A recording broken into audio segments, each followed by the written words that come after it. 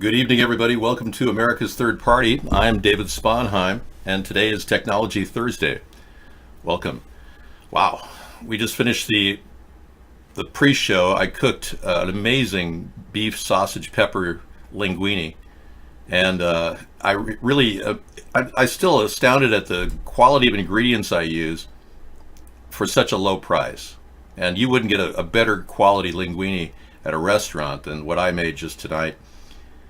And it's kind of amazing how you can economize in this day and age, not eating at restaurants, not going out for coffee every day. You can actually save enough money to build a savings account. What a concept. I know. We've got some good news about the environment. Scientists have been looking at a way to solve the CO2 emissions problem, which they believe is causing climate change. As you know, I'm on record talking about chemtrails causing climate change, and the Democrats, Republicans won't talk about it. But I can't dispute this fact that they have found a massive restoration of world's forests would cancel out a decade of CO2 emissions, according to analysis. Let's take a look.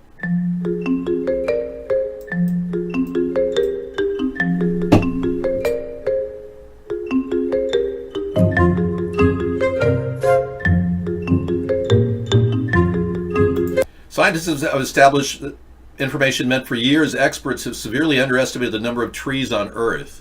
Lack of accurate information meant for years they didn't have a good handle on what they were doing. They can now, through tree planting, it's increasingly being recognized as a critical activity in preserving life on Earth. Thank you. And that's The Independent. Excellent. Well, that's good to know. That's kind of a feel-good thing for Technology Thursday, to know that if you just go out and plant trees, we'll have a lot more oxygen and we'll deal with the CO2 emissions.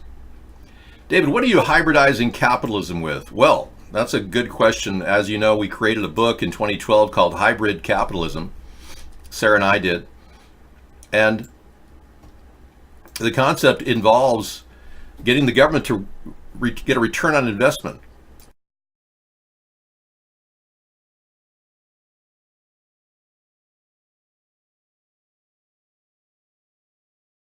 Sorry, I had to grab this book. Yeah, see that? This book is from 1937, and I've been reading it, and it gives me a lot of insight into the world and how it's changed. And one of the things that they used to do back in the 1930s is they used to print these beautiful books with full color inlays in them. I guess you could look at a table there. And the government didn't stipend the book companies. They printed these books, and they made a lot of money on selling the books. There was a time when America was about production. We actually produced magazines, books, and around the world we were considered one of the best sources for these things. Well, that's what we have to do again. We have to actually produce things. And hybrid capitalism gets us on the right track toward producing things.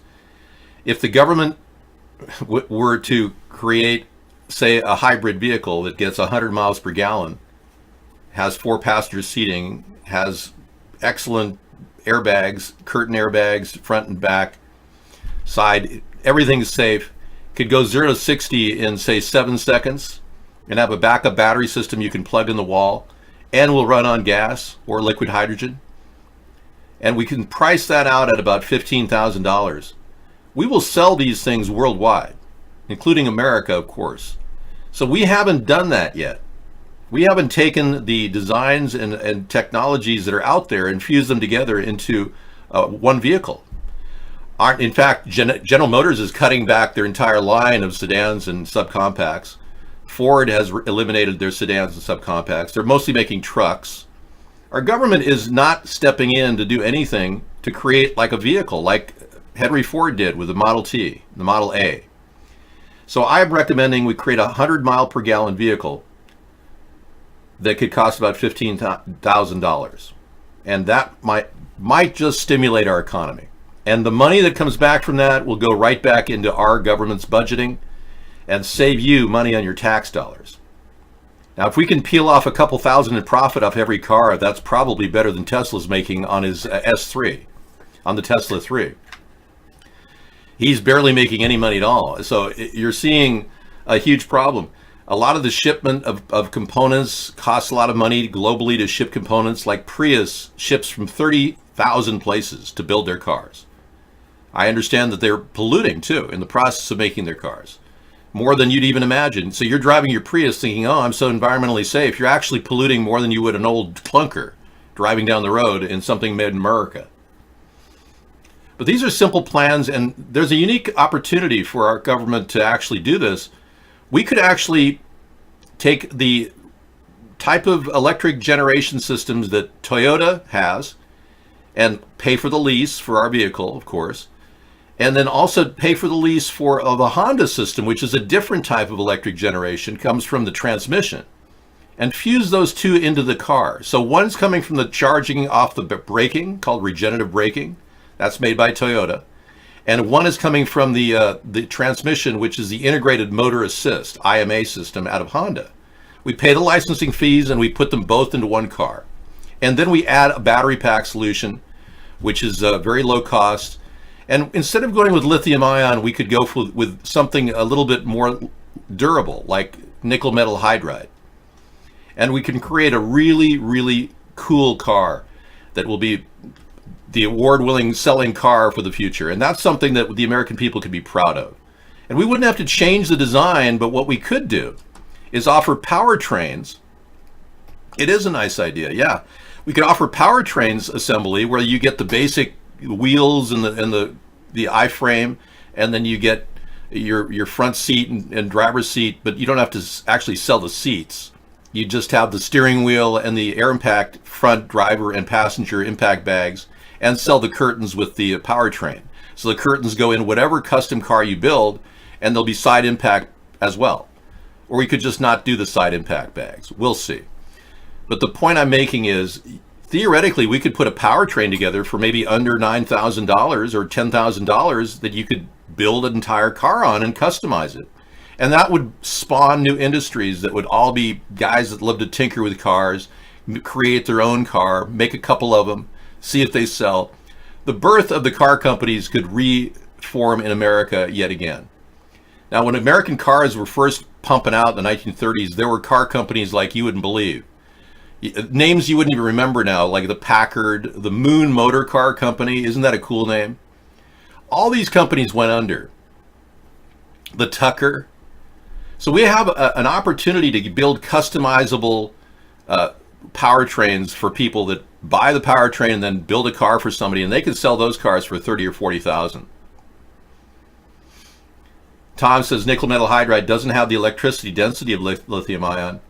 Okay, thanks, Tom. But unfortunately, lithium ions overheat and wear out, whereas nickel metal hydride never wear out. Okay, Tom? You're going to be replacing those lithium ion battery packs a lot more than you would a nickel metal hydride battery pack, especially if it knows how to recycle drain its batteries properly and recharge. David, how do we do research in teleportation and not worry about cars and trucks? I really can't help you there. Why don't you experiment with some of the new mushroom crops that they're offering at the grocery store? Samsung deepfake AI could fabricate a video clip of you from a single photo. Wow, that's scary. Hey, Misanthropy.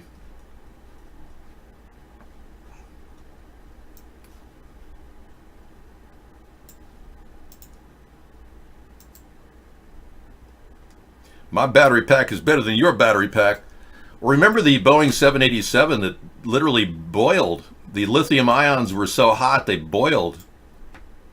And then it could explode. Thank you, Daryl. Okay, Samsung's deepfake AI could fabricate a video clip of you from a single photo. Wow. There she is. Mona Lisa. Your video clip is amazing, Mona Lisa. Look at that. Mona Lisa actually living, breathing, and acting like she's normal. Mona Lisa, men have named you. Look at that. Yeah, now dead people can come to life and talk and act like they're really cool. Like, oh my God, oh for sure, I'm like Mona Lisa. All right, that's pretty amazing. Artificial intelligence developed by Samsung's lab in Russia. Now, Samsung's lab in Russia sounds a little suspicious, don't you think? Imagine somebody creating a deepfake video of you simply by stealing your Facebook profile pic, and then imagine that going installed into a porno. Now, I'm sure there are people looking for a Mona Lisa porno right now in their fetish category online. I don't think that they have one yet, so keep it up. Or rather, don't keep it up, because you're overdoing it. Yeah, David's hair reminds me of that episode of Seinfeld when the super changes the shower heads. I know, isn't that amazing? Here are more. Oh, you got more. Wow, here's another one. Look at this. This is fantastic. Fantastic, Mr. Trump. Source, result.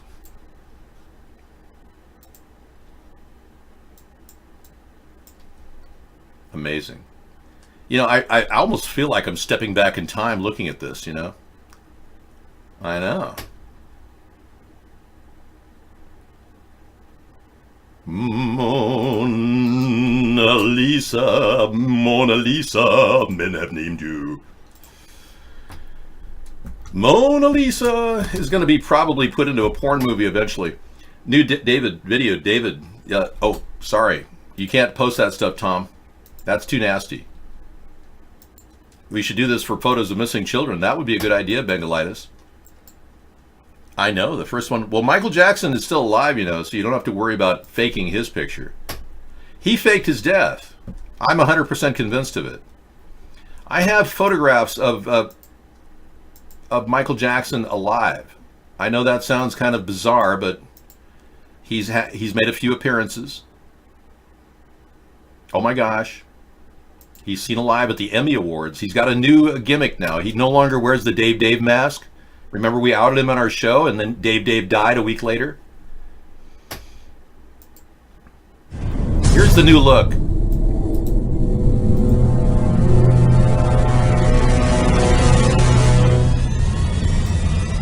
Believe.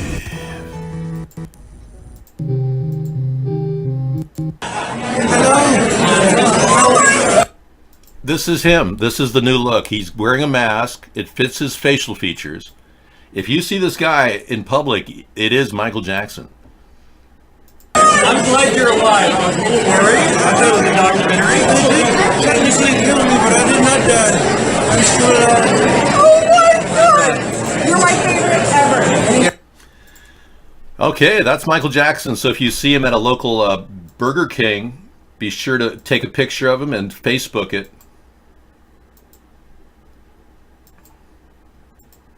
We've got a lot of people coming into the show trying to hose our show out on a nightly basis. As you know, I am the unbannable or untrollable person. You can't stop me. I've got this thing going on which gives me almost a sense of invincibility. I've been doing this for 10 and a half years, and other people drop off like flies. They can barely handle a couple days of doing this. And we've got a regular show, 6 hours a day. You're wondering how I can maintain the stamina, and having earned nothing, not a penny, and all our donations have gone into a separate account where we draw from it only if we need it for server time or possibly related to websites that we have. Very low cost operation. Happy to mod. Thanks, Mr. Colon. With a name like that, how could you not want you as a mod? I mean, really. We had Dr. Colostomy last night. Now we have Mr. Colon. We're moving up in the world.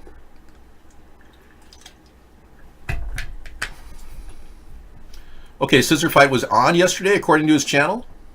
That's weird. I wonder why Scissor Fight took off. He doesn't like the show anymore. I don't understand it.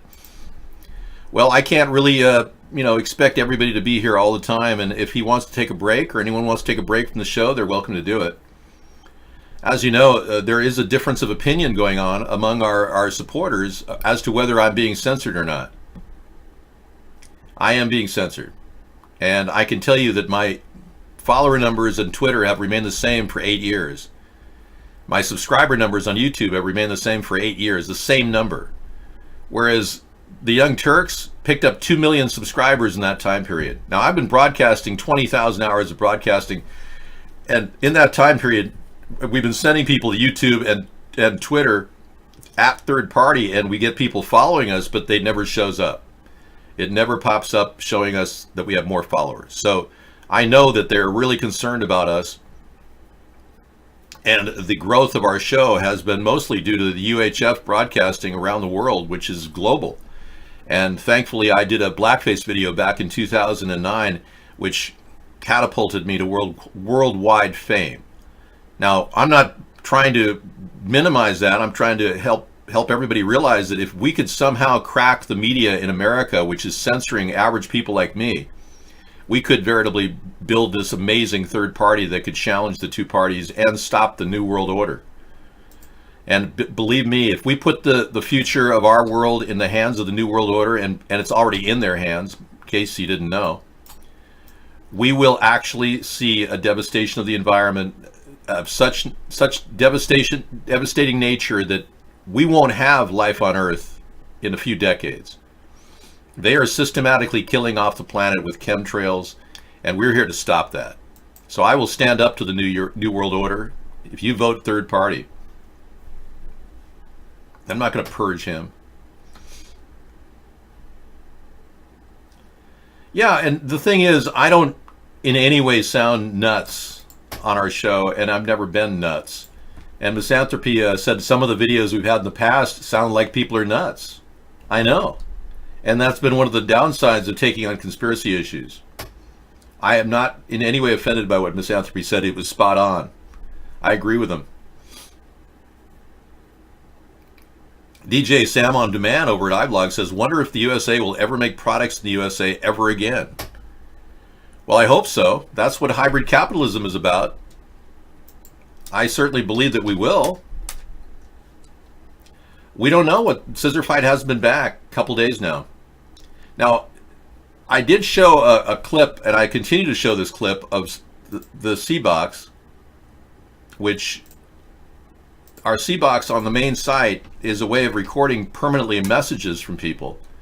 And I checked the C-Box the other day, and I found this amazing post, and I think that may have upset him. Yeah, he wants me to believe that nobody's censoring me, and somehow nobody's getting any money, and Mark never made any money at all. Yet, I get things like this from Croftman. Sorry Mark censored you, bro. Mark made $900 million censoring the show.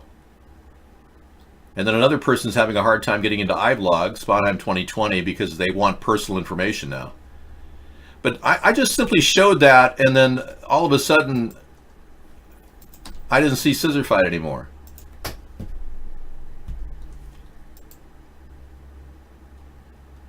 Yeah, unfortunately, we know for a fact that Mark made a lot of money on censoring this show. I have ample evidence in all different directions to validate that.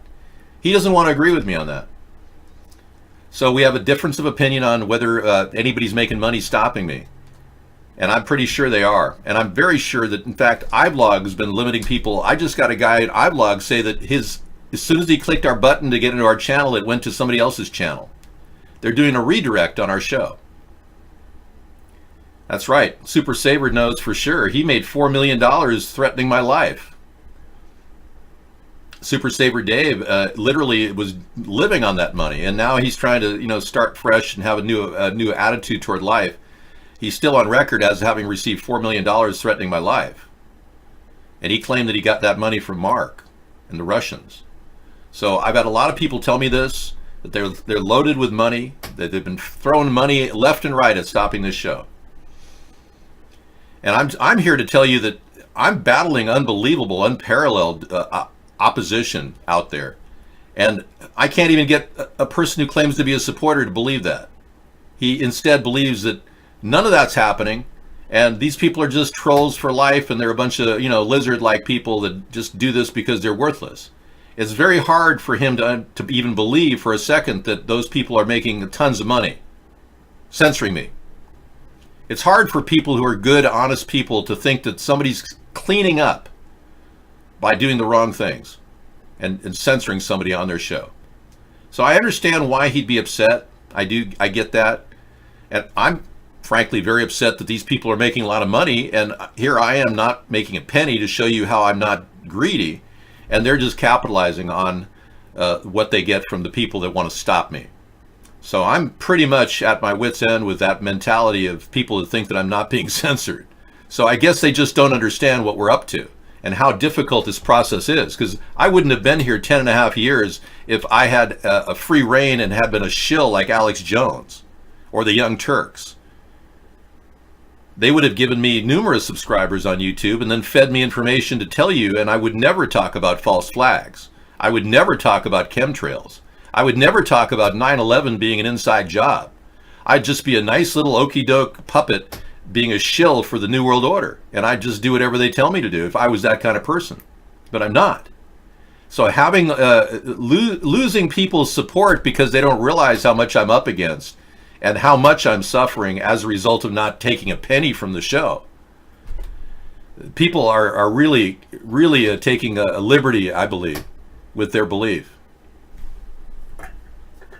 All right, so Trump and Pelosi's feud theater for the GOP and the Democratic bases is going on real time every day. Our country is now plagued with the Pelosi-Trump drama. It's like, instead of as the world turns, it's more like as the world farts, you know? It's like you listen to a new set of flatulence every day from the two of them. But the heating up of this situation is due to the fact that Donald Trump continues to stonewall everybody for his records. His financial records, he's vehemently trying to stop anyone from seeing anything he's ever done, which shows me he is guilty as sin.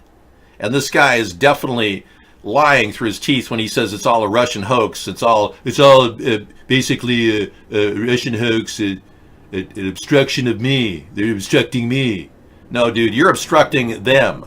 And they have every right to look into your financials. You shouldn't have even been president without putting your financials into a public trust. That alone was a big, huge misstep by our country. Meta is now saying, my man. Yeah, that's right.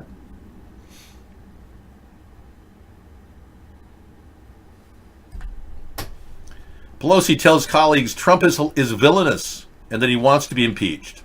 I think so. I think Pelosi's onto something there. Colbert says Trump says to Congress, it's my way or no highways. Very funny. Yeah, Colbert came up with a good one there. Trump is holding the infrastructure bill hostage over the investigation. Not only has he been trying to obstruct for the past 2 years, storming around the office of the presidency, according to Don McGahn, when he talked to Mueller, Don McGahn said that Trump frequently asked to stop the Russian investigation and ordered people to do so. And now Trump won't even let Don McGahn testify in front of the House to say the same thing he said to Mueller. So Trump has been obstructing at every single turn, and now he's saying he won't sign the infrastructure bill. He won't even get the budget that we need to help the country unless we stop investigating him. Can you imagine? This guy thinks that obstruction is perfectly okay and that he can get away with it. I'm just appalled at his behavior. Total collusion, Daryl. I'm amazed you're still in the room thinking that. After all the proof I've shown you of the collusion he's had with Russia, do you know that even the redacted 448-page Mueller report says that Donald Trump had his team visit the Russians 127 times before the election? And yes, Donald Jr. did meet the Russian attorney to end sanctions before the election. It all points to they were doing a deal with Russia not to impose sanctions. Donald Trump did not impose sanctions for a year and a half into his presidency. Exactly what Russia wanted. He did exactly what they asked him to do. And then only after my request that he imposed sanctions that he started to impose a couple little ones against a few Russian oligarchs. Token sanctions.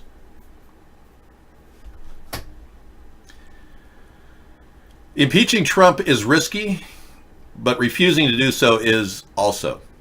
Yeah, New York Times. The Democrats appear useless going into the 2020 election if they don't move toward impeachment.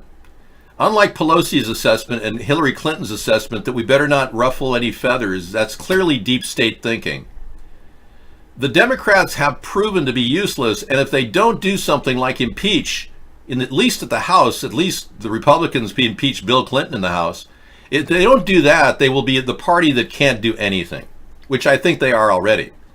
But this is their one good chance to actually do something to make things right. Then the onus of our future rests on the Senate Republicans like Lindsey Graham, who receives money from Russia to get reelected. Yeah, we discovered that last week. Lindsey Graham's net worth has grown by about $2.5 million in the past 3 years. And he's gotten $800,000 from Russia to get reelected. Mitch McConnell, another big supporter of Trump and the no collusion, gets the same amount of money practically from the Russians to get reelected. So they're literally priming the pockets of the two top Republican senators in our country. And that's how they're controlling the dialogue in the Republican Party. And Trump keeps lying and saying, oh, there's no collusion, it's all a Russian hoax, they're picking on me. Yeah, but Donald Trump, you did say you were going to release your 10 years of tax returns, and you're refusing to do that. That is a clear sign of guilt, sir.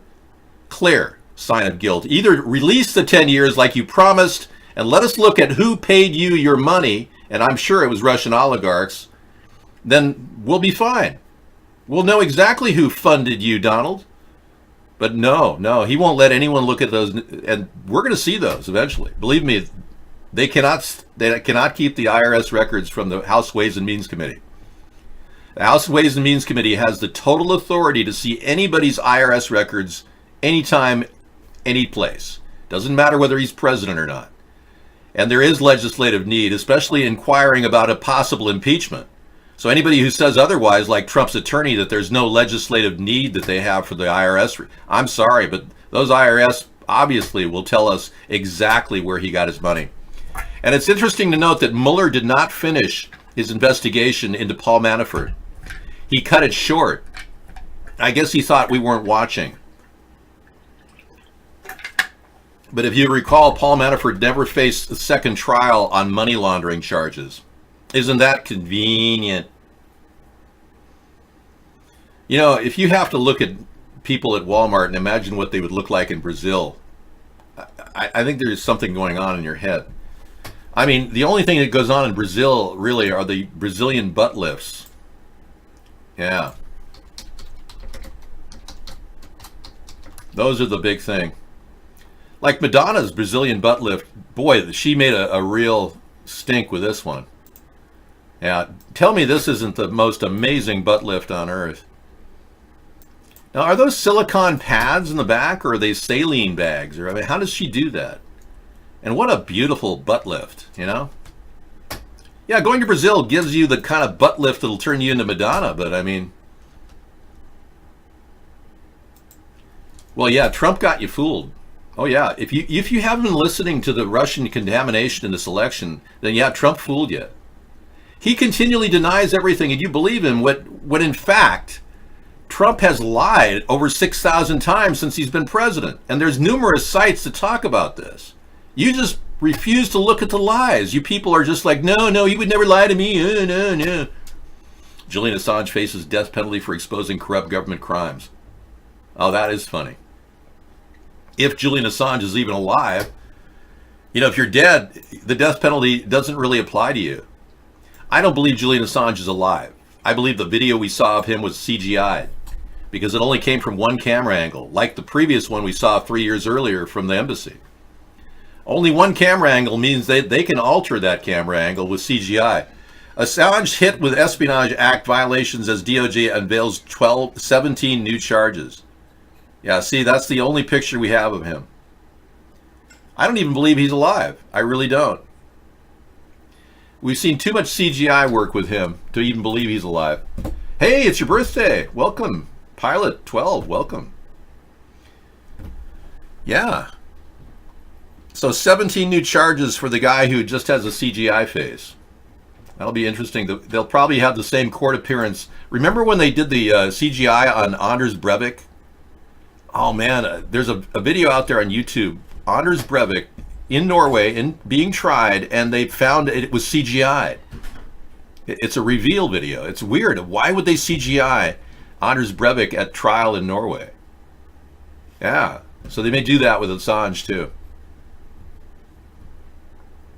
Yeah, remember Nancy when she said, if you want to know what's in the bill, you must pass it? And guess what? People passed the health care bill without reading it. I know. I dislike Nancy Pelosi on many levels, but I also dislike Donald Trump on many levels too. So it's like who do you dislike the most kind of thing. Wow. So your birthday is upon you. 20 years, really? Okay. Wow. Hello. You're only 20 years old? That's amazing. Well, Assange will likely never be seen in front of a large audience with multiple cameras. I predict that he'll never, ever have any photographs of him taken in real time. I don't think he's alive. I really believe that they may have terminated him and they just keep his CGI around. Yeah, happy birthday to you, pilot. Well, charging him with a crime for helping reveal information about our troops' activity killing innocent people in Iraq, that's just not appropriate. Giving a pardon to Bradley Manning, aka Chelsea Manning, and not pardoning Julian Assange, that's just a little inconsistent. But Chelsea Manning is back in prison because she doesn't want to testify. Why would she not want to testify if they've given she total immunity? You don't mind if I call him a she? Him, her, a she. It's getting complicated. Yeah, I know. You think that's funny? Well, I don't know. What do you call a transgender? Because I don't feel comfortable calling Chelsea Manning a woman. That's like a slam against every woman out there. I think he's a she, or an it. I'd be willing to go with it if you could compare him to a neuter. Somebody like a eunuch who's had himself gilded. It would be okay. We could talk about it that way. Be easier than she. Yeah, I realize that Trump declassified the documents related to Spygate, aka the FISA court fraud, and I'm glad that he's doing that, but he hasn't even prosecuted Hillary Clinton. So whatever Trump does, he's only appeasing his alt-right people to make it seem like he's doing something. He hasn't prosecuted even Elizabeth Warren for violating the law when she perjured herself saying she was Cherokee Indian. My thought, when I originally came up with the idea that Elizabeth Warren needs a DNA test, I don't believe it is the beginning. I think they're just playing you Republicans. He's just giving you a little tidbit here and there. Nothing's going to happen. He's had 2 years to prosecute Hillary. He's done nothing. Hello? Earth to brain tards. Wake up. Wow.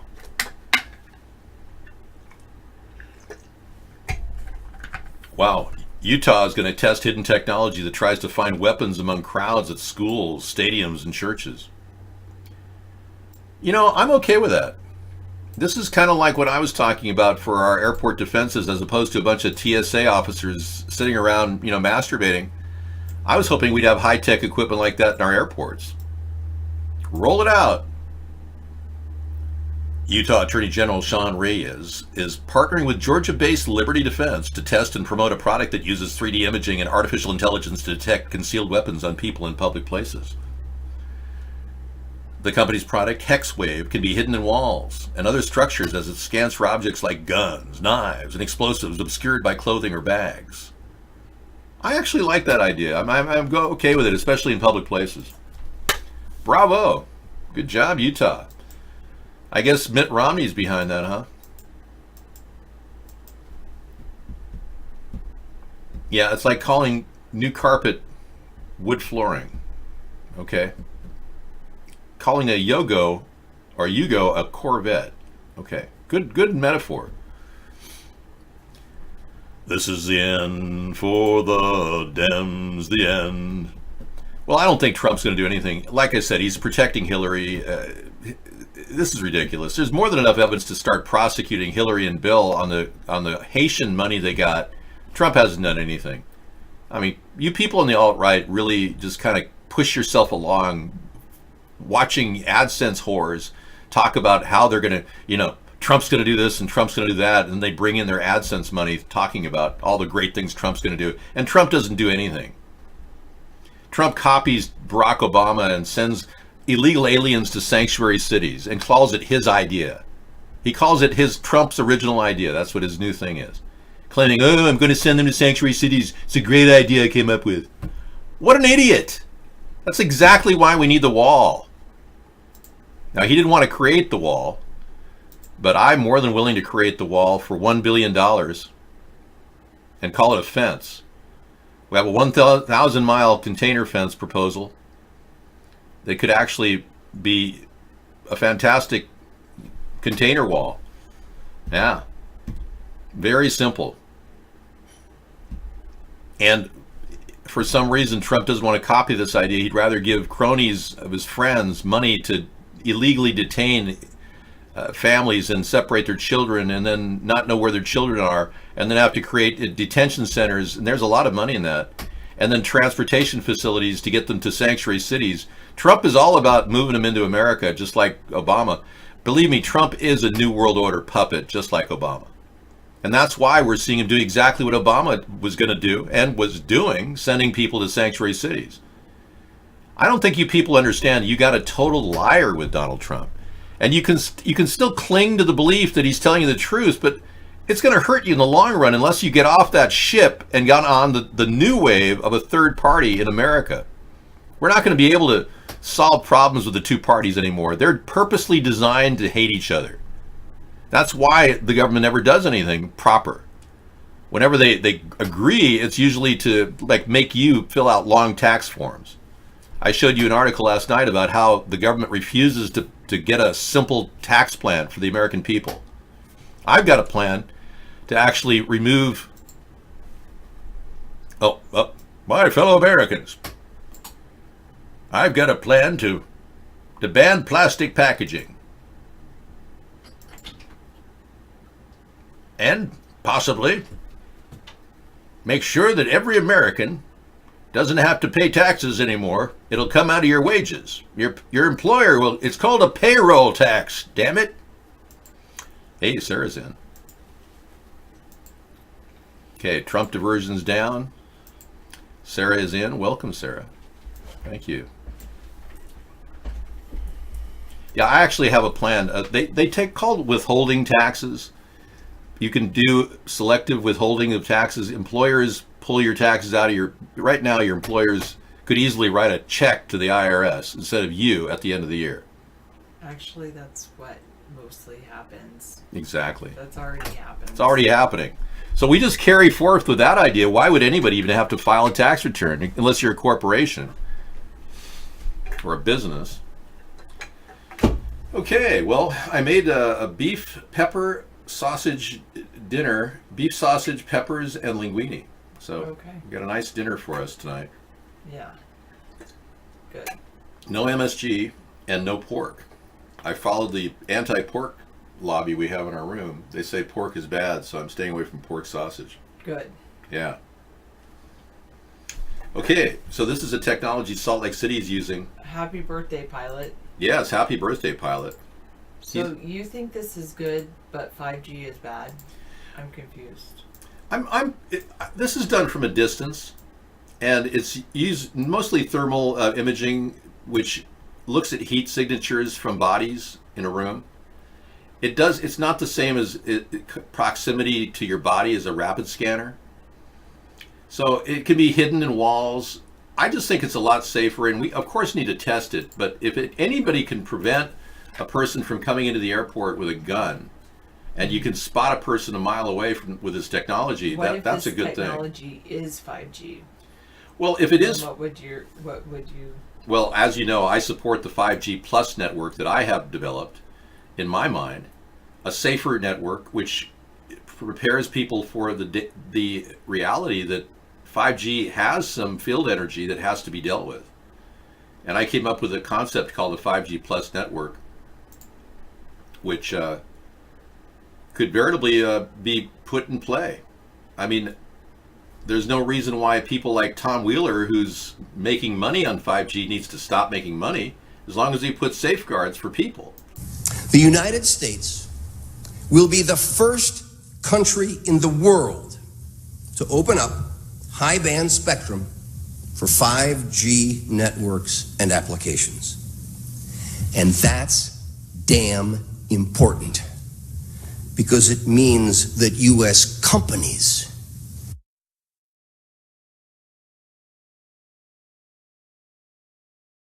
will profit. That's right. U.S. companies will profit. Yeah, he's a zealot. I had a chance to meet that guy for a few minutes and talk to him, but if we go forward without any testing in the 5G network, we'll be in jeopardy. But if we produce a 5G plus network, like a smart grid, that's got reducers and limiters on electricity, so we know that it's not going to have a massive boost of energy that could microwave the population, and also has the potential to prevent EMP attacks, it's a win-win for our country. And this way we can embrace 5G. It's not a constant field, but like 5G is, but we can embrace technology and make it safer. That's what I'm recommending. So it's not a big, huge plan. It's just something safer to go along with the existing plan we already have. All right? And this is how I'm a pragmatist, and I'm not trying to just stop the progress of technology. I'm not thinking that this is evil and, you know, we need to crash it with hammers. 5G is 100 times faster than 4G. Yeah. But my It will question be. is, why aren't we using the full spectrum of the 4G network, which has not been utilized? The analog spectrum that Barack Obama retired for TV sets, 1 to 12 channels, has not been utilized for cell phones at all. Ironically, we've got a huge amount of bandwidth in the 4G network that we're not even using, so why are we building a 5G network? That's a little suspicious to me. It's about the intensity of the waves. It's not necessarily about certain bandwidth. Well, if we open up the bandwidth, we'd open up the potential for the speed of the connections.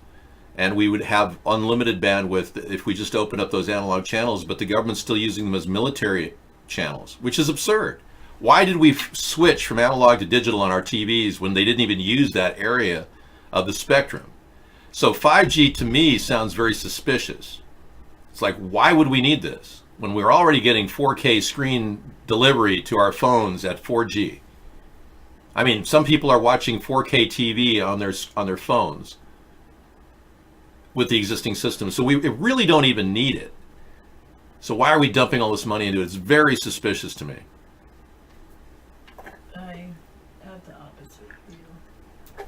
Yeah, if you don't believe that 5G is dangerous, I can show you a couple sites that'll blow your mind, but I don't think you want to see them. I've seen houses, or rather trees, that are completely burned on one side near a 5G transmitter or relayer. And on the other side of the tree, away from the transmitter, it's growing fine. I can show you the effect on animals. Recently, a 5G tower went up in The Hague in the Netherlands. And as soon as they put the 5G tower up and they turned it on, 299 birds dropped out of the sky. Literally died like that. Now, if you don't think that's dangerous, and you don't believe that 100 scientists that are signing petitions right now saying that it's lunacy to proceed with 5G without testing, then you're probably just like many people, willing to just jump right in. And I just am not. I'm a little bit more cautious. I'm siding on the side of... Yeah, take a look at this tree here. Here we go. Right, so we have a tree here. Not a very good looking tree. All the bark's falling off. All on the left hand side. Look on the left hand side of that tree. Look on the right hand side. That's alright. Yeah. Right, well look at the right hand side of the tree. Look at the flower. Look at the bushes. Look at the green bushes. Yeah. Very nice. Look at the left hand side. Dead. Do you know why? Because that's right next to it. Yep, there it is. The 5G relayer. They have to have a relay system every 600 feet for the 5G network to work. So it's constantly sending massive amounts of digital frequencies through us, at us. And if it kills, we won't be around. Sarah and I will disappear. We won't exist when that happens. So I talked a little bit about a 1,000-mile container fence and how we would stop the illegal immigrant problem had I been able to become president and use my idea. Instead, Trump stole my idea and called it a wall, and Mexico is going to pay for it. So now we're seeing the result of a guy who steals elections and steals ideas with Russia's help. Kind of sad, isn't it?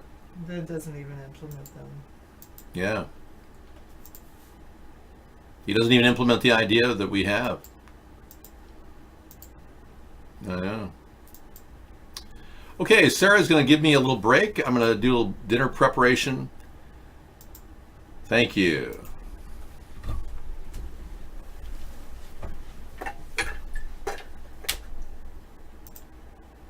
I was out in the garden listening to all the birds today. Oh, really? How are the birds today in the Yeah, garden? there's a few birds out there for sure. We've got a lot of birds in our backyard. I got the bird feeder going today, so our birds are happy. And it's sad because we live in an area where jets fly over at 120 decibels, and these poor birds are suffering just like we are. You War know? Game says that 5G tower wasn't even in operation when the first wave of those birds died. I don't believe that. No, anyone can say something in a. They put the 5G tower in. How do we know they didn't flip the switch on it for a short period of time? I don't believe what you're saying is accurate because I don't think you've really done the due diligence to vet this information. I looked at the article that originally came from the Netherlands. I actually listened to a video from a man who was there when it happened. So I looked at the real event, and I saw firsthand with my own eyes those birds died after that thing lit up. Hey, we just showed you a tree that died near the thing. So I'm giving you all the necessary information to make a credible, logical decision. It's up to you to do it. Yeah, I didn't create the insulin bill in Colorado, but thank you. If they're taking my ideas, that's good to know. I welcome Donald stealing any more of my ideas too if he wants, because it might help our country. Now, Trump is yielding more power than trade wars with China. I'll come back and talk about that in a little while. Yeah. How can Trump screw things up even more than he already has? Okay. Yeah, how can he? I don't know. All right.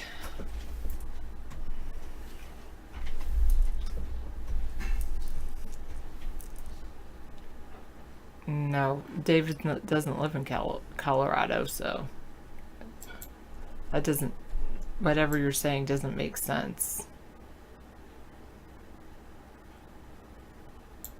Hello, add the one. Oh, you're back. Yay, we have an operator.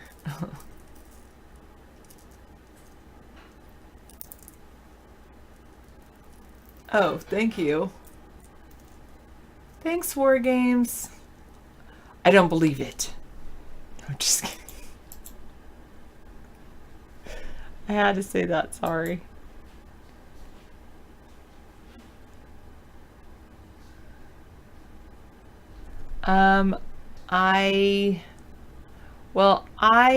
It was a while ago, but I took a break from,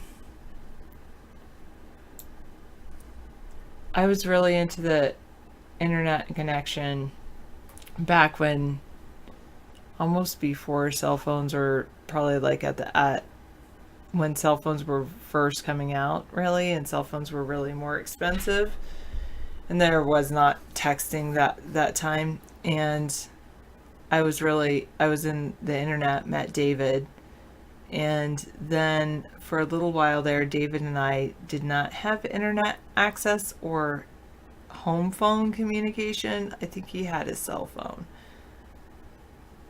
and we didn't use the cell phone very much because it was still pricey, 10 cents a minute or something.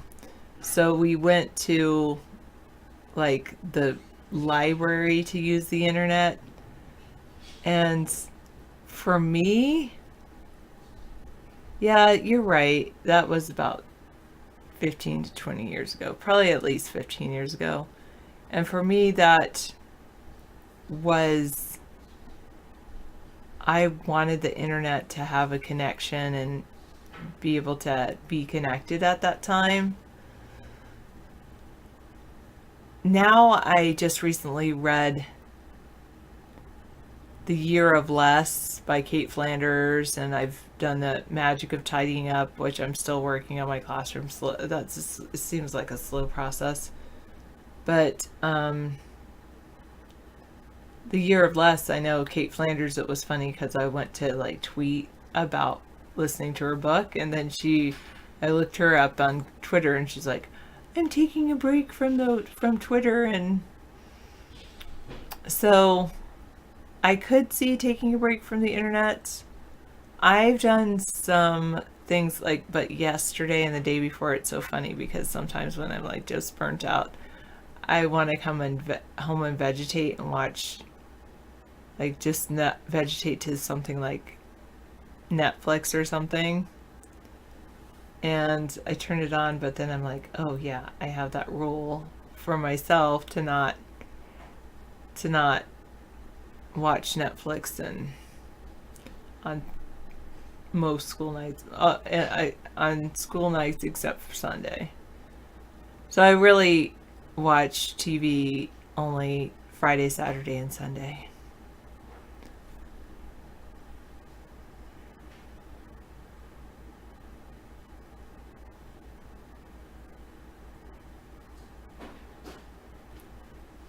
There are still places to go and find community looking to learn, but it's rare.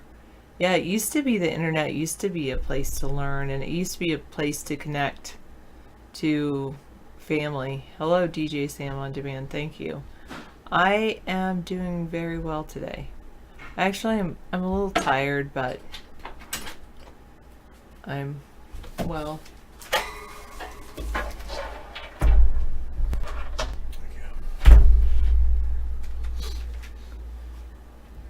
You like the internet for downloading stuff for free? Yeah. And talking to me, of course, Misanthropy.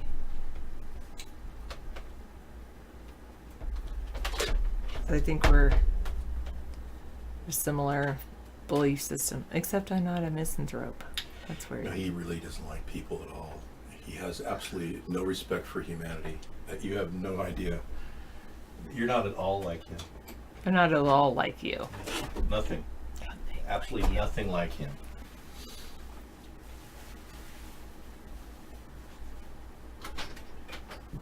Yeah.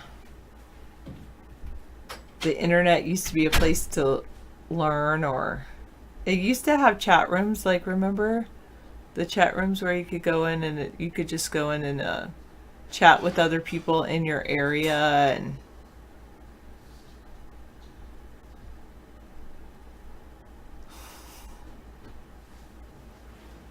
anyway, that was pretty good. I do remember when Amazon only sold books. Yes, but it does depend on who you socialize with. You say social media ruined things, but I guess there's certain social media I don't get involved with. Like I have 2 or 3. I was heavily involved in Facebook for a while. And now I don't use Facebook. I think the last time I used Facebook was last summer. Now I really do use Twitter quite often. And I know that more people use Instagram. And I don't use Instagram at all. And you can't go outside to escape the internet and try to meet people in real life because they are the same offline now as they are online. It has seemed to degrade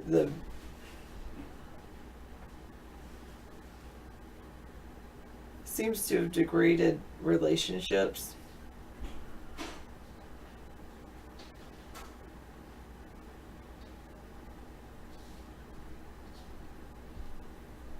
Yeah. Facebook was a place for college and alumni. Now it's a place for most of the people that originally used Facebook still use Facebook, but they've gotten older, so now they're the people's parents and the teenagers and the 20 somethings are all using Instagram, and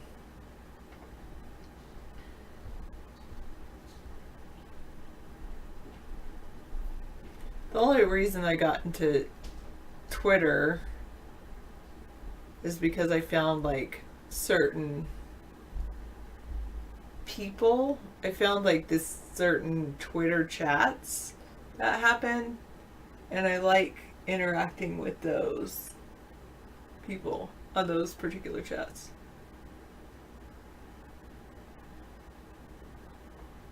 That's true. I'm teaching students how to talk to each other and listen.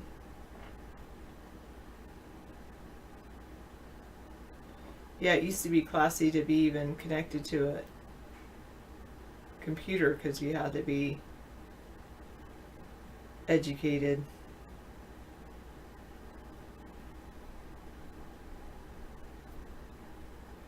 True Planet Fitness. A nice what? A nice hairdo? Yes, I have a nice hairdo.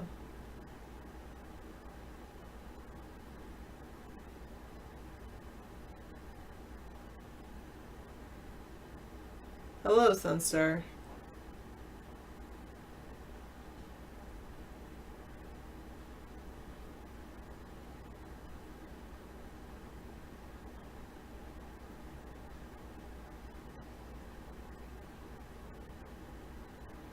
I can tell, Pirate. You have people having children. They're continuing to have children. That's true.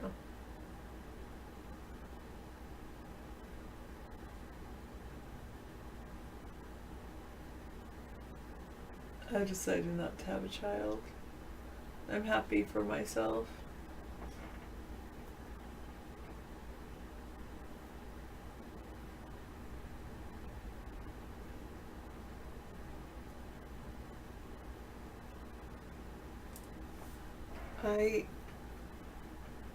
I did release my hair most of the day, so I was doing something different with it.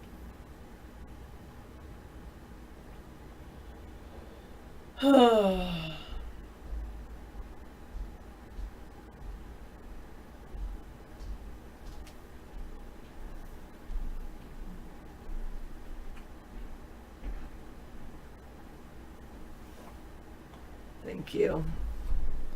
All right, anyway, yeah, I think it's finally catching up to me, the excitement of the week, and now I'm definitely a bit tired, I think, and I think tomorrow I'll probably, between the shows, I'll probably just take a break and sleep a little bit. Sarah, do you think teaching students morals and values is a partial responsibility for teachers? Well, saying that's not appropriate. Good job. Is that what you mean? Morals and values? Be kind. That moral value? Do unto others as you would have them do unto you. Be a friend. That moral value? Yes. I've never tried a weighted blanket for better sleep. No. I do like to tuck myself in. Actually, I would love to be tucked in, but anyway.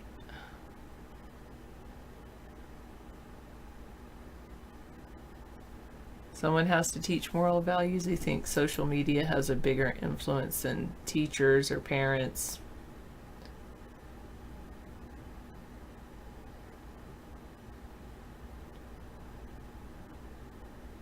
You ordered a weighted blanket for 200 or 22?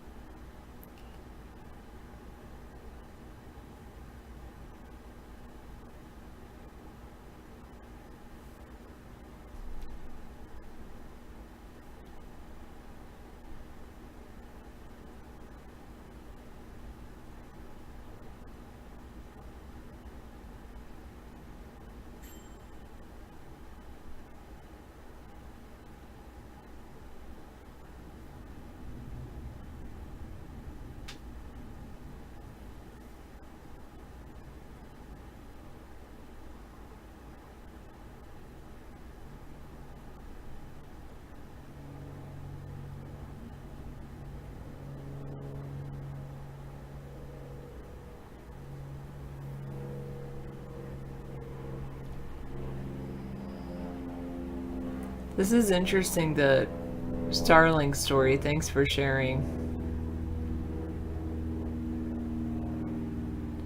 That's what we mostly do, Tabasco sauce. The most I do is I say, let's sit around and say one thing that we're thankful for which we're thankful each week.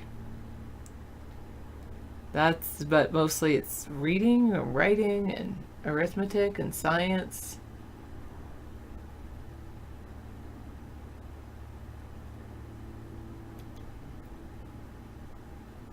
Huh.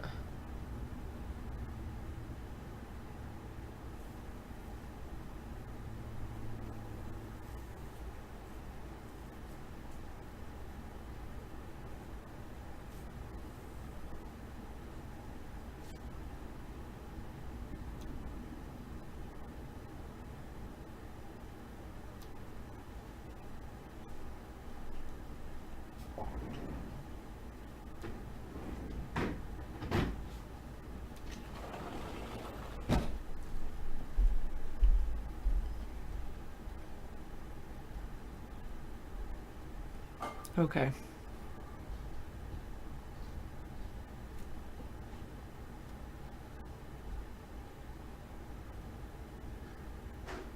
I don't know. I don't get it. I see you as a very good friend. Close friend, best friend. I don't understand that. Some people.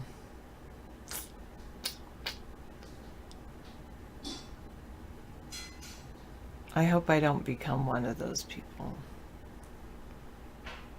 I just want to continue to be my shining light. Yes, that's true too. But there are glimmers of hope.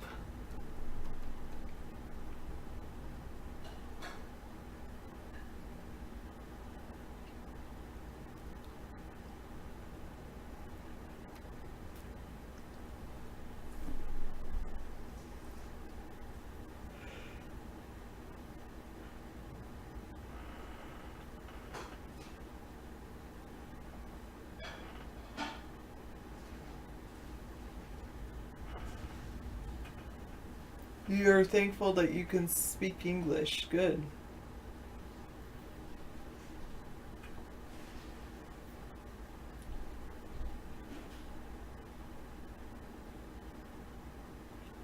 Yeah, that's probably a good thing. Wanting to just be around nature and animals. I really believe that soil can heal the soul and compost creates community.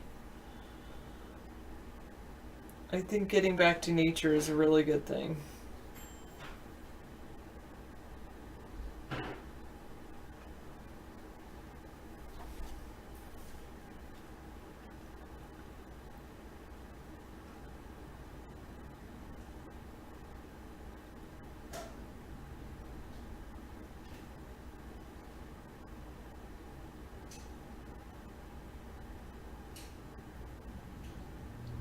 What did I learn today? I talked about how science have some scientists, there's debate about sand and whether sand represents should be a representative of a new state of matter called granularity. Sure, I'll give you a hug, Daryl VJ, just a sec.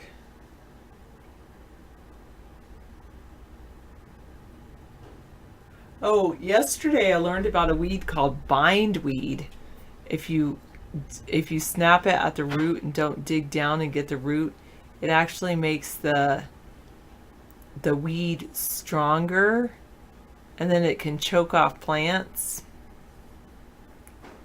What's one thing I'm thankful for? I'm thankful for opportunities. I'm really thankful that I had an amazing day yesterday. I had one of the best days yesterday. It was in my element.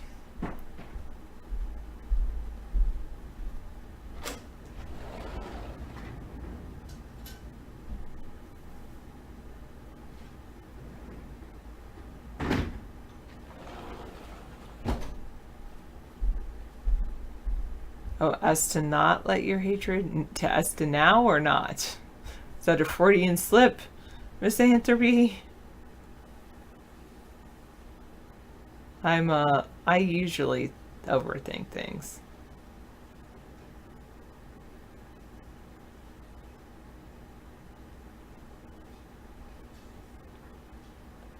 Well, no, I'm not a misanthrope. I don't think. I love people, especially like young people being able to learn and grow, and they still have that natural. They have an inquisitiveness about the world.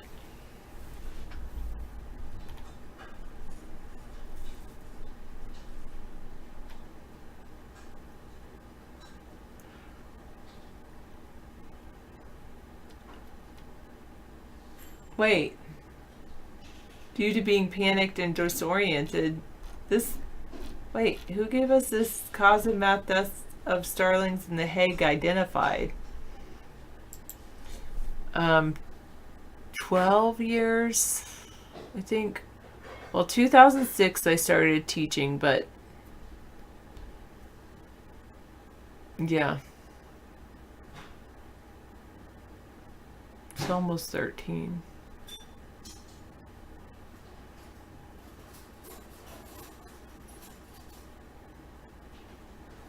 Oh, thanks, TJ, Sam.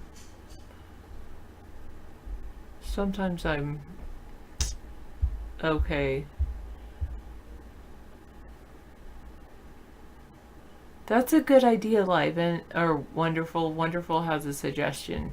During my segment of the show, I should do interviews or something, liven it up a bit. That's true, because I am kind of tired and boring, and I just don't have the time to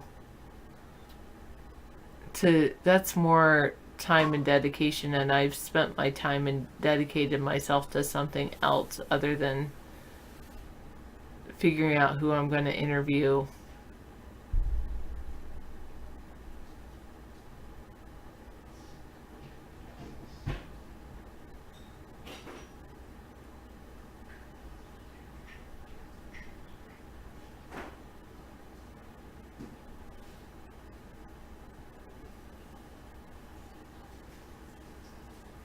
Do you believe in climate? Well, it doesn't even matter if you believe it or not. Climate change is definitely happening. It would be cool to get bring in people like that, scientists, to talk with us. But David would say that article about the starlings in The Hague would just add to his viewpoint that the birds were disoriented by the 5G and that's why they died.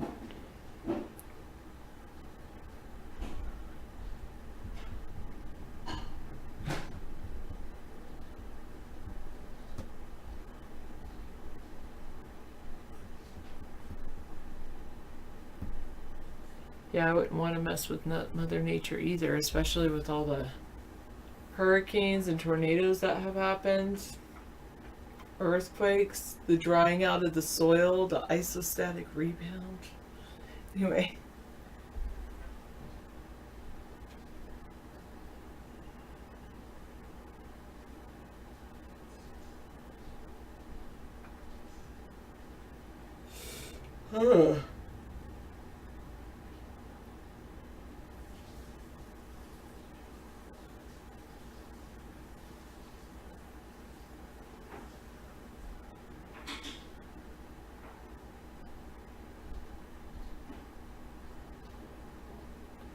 Don't worry about soil, but I love soil, so I do think about soil a lot.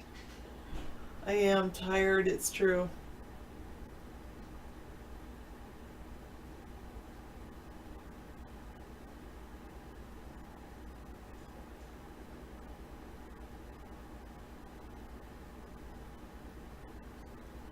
This study is silly. Reading with toddlers reduces harsh parenting and enhances child behavior. Child behavior? What does that mean? think it's the power naps. That's a good idea. I was thinking of doing that. People who regularly read with their toddlers are less likely to engage in harsh parenting, and the children are less likely to be. Oh, the children are less likely to be hyperactive or disruptive. Yes, true, Misanthropy. Maybe they don't know how to read.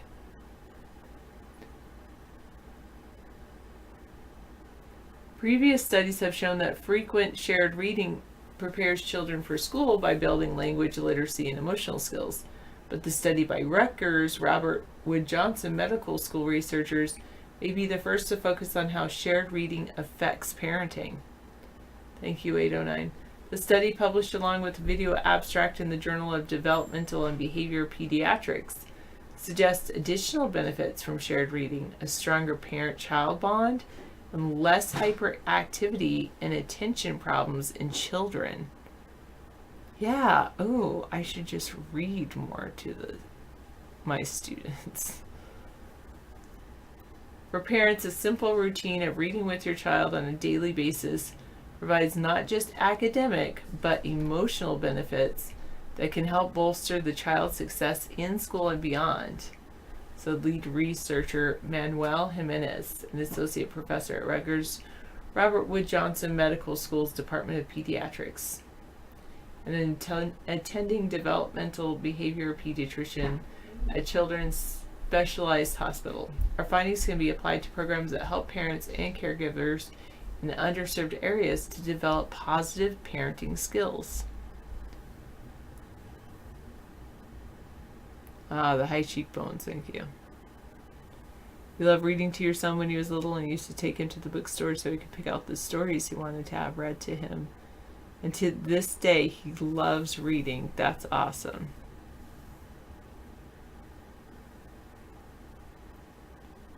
The study reviewed data on 2,165 mother-child pairs from 20 large U.S. cities in which women were asked how often they read to their children at ages 1 and 3.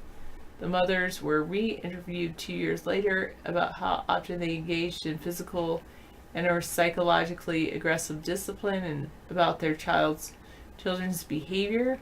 The study controlled for factors such as parental depression and financial hardship that can contribute to harsh parenting and children's disruptive behavior.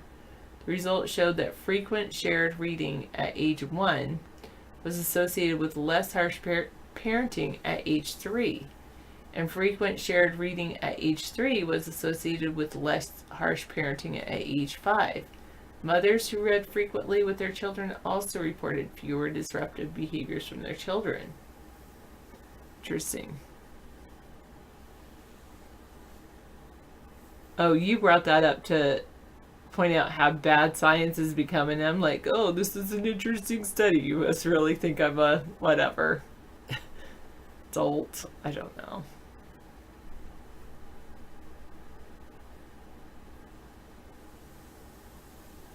You hate reading?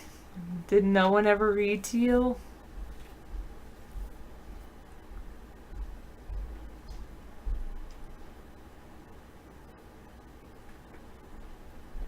Right, I'm taking over.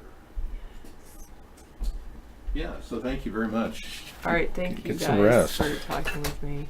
Yeah, I'm going to go take a nap. nap.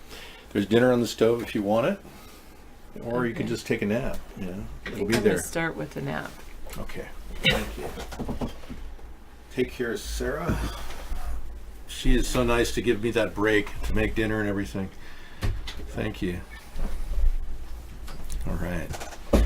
So, we've got big news. Unfortunately, the beat goes on. Pelosi, Trump, trade war with China.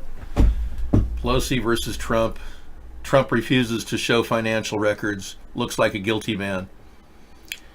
I am a lucky guy, yeah. To have Sarah in my life is just a real blessing.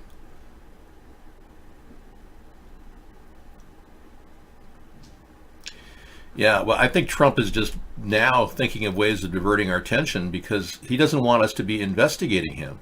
No one should be investigating him, according to him. He thinks this is all over, the Mueller reports. Yet no one has seen the Mueller report. So they're saying, yeah, the Mueller report says, and then Mueller even wrote a letter to William Barr saying he didn't support the idea that there was no obstruction. But William Barr decided to lie to the Congress twice and said that Mueller didn't pipe in on it at all. Yeah. So now William Barr is facing contempt charges and felony charges. Our Attorney General will be charged with felony for not actually testifying in front of Congress, which was a requirement. Yeah, and then Mnuchin is going to face a felony for resisting the order by the House Ways and Means Committee for a copy of his tax returns, and they have every right to see everybody's tax returns in America. So, wow. 2 felony counts against 2 key guys in his administration. That means that they'll have to be pulled out. He'll have to assign new people to that job. He's already assigned, how many attorney generals and interim attorney generals? What about that guy that looked like a football player? He was hilarious. He was the interim attorney general. But Jeff Sessions was smart to recuse himself. William Barr is deep in the doo-doo. And he's even on record writing a letter to Rod Rosenstein, 19-page letter asking for Rod Rosenstein not to pursue any obstruction investigation. That in and of itself is obstruction. That was from William Barr, our current attorney general, before this whole thing started. And he also wrote a letter to Rod Rosenstein. In that letter, he said, don't investigate Michael Flynn. Well, we found out later that Michael Flynn was a Russian agent working as our national security advisor. This is crazy. It doesn't get much more screwed up than that. He's a complete failure. Seth Meyer couldn't have said it better, yeah. Is that what he said? Okay.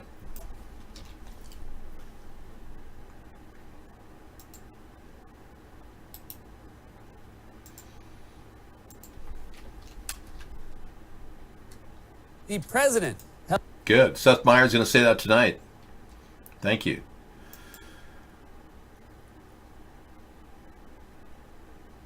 Excellent. Thanks for the link. Seth Meyer. He lashes out after Pelosi accuses him. Trump lashes out after Pelosi accuses him of a cover-up. A closer look. Yeah, he's got a 10-minute video there. That's a good one.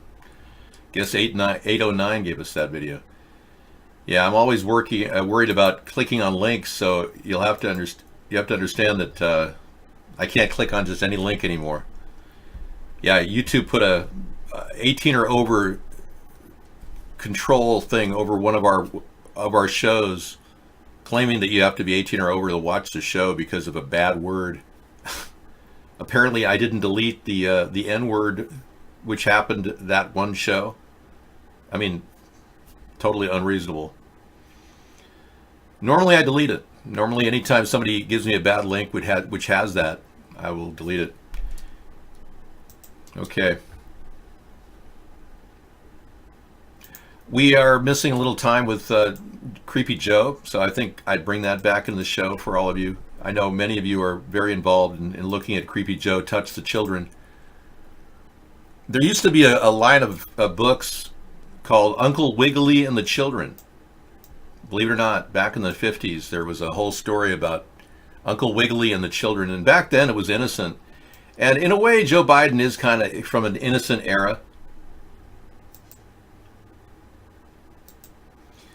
And ever since Mark started doing that, yeah, we've had to mute you people.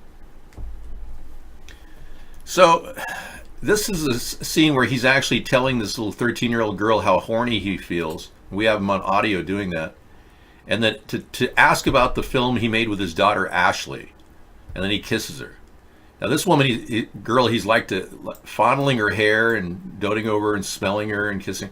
So I think this Biden guy is either from a halcyon era where you just naturally touched all the children in the group, which I guess back in the 50s and 40s it was considered okay. But that's just behavior that is just not appropriate today. Now, when I was a young boy, I was a 7-year-old boy. I was staying with my family back east. We had to stay in a trailer park because We were visiting, and my mother was visiting her father who was sick. Anyway, I never got a chance to really spend any time talking to my grandfather. But I was visiting on this location, and he wasn't allowed to have kids visitors, so I could only look at him in the window, which is kind of sad in of itself. But when we stayed in this area in, I guess in New York, there was an old man down the trailer park from us, about 5 trailers down, that was just an eccentric old guy. And I would go over there and hang out with the guy for, 3 or 4 hours.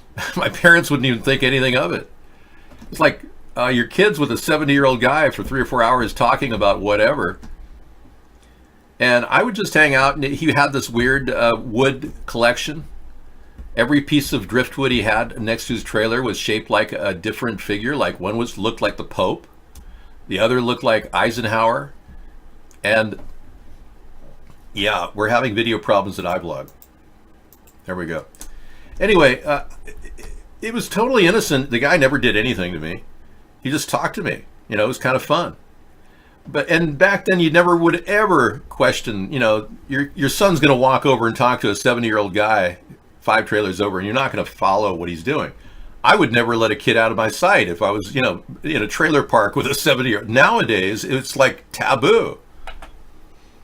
Oh, your grandpa was shot? I'm sorry. Your grandpa died when you were 10 years old? So sorry.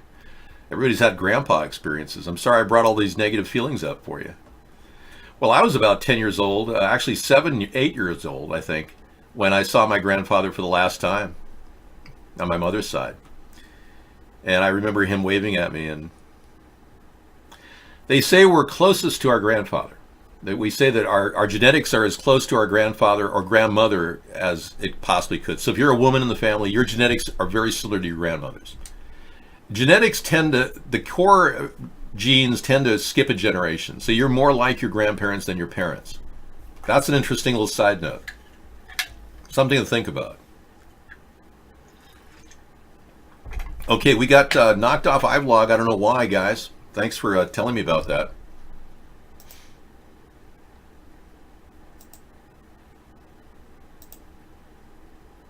You get an opinion piece on Nancy Pelosi. I think we read this last night. I don't think I want to make a big deal about it. Wednesday morning, that was yesterday, Trump headed into what's supposed to be a meeting with congressional Democrats on how to fund a $2 trillion infrastructure package he and they had agreed on last month, and then he stormed out. And then he had all these signs made up, prepared for his speech. He really didn't want to even talk about an infrastructure plan. He just wanted to use this to say he won't talk about funding the government until they stop investigating him. So he's holding up a genuine investigation, and the Republicans are actually acting like the Democrats were violating laws by even checking to see if he had Russian ties, when in fact the Mueller report has presented 127 meetings in which Trump's people met with the Russians prior to the election. It's crazy.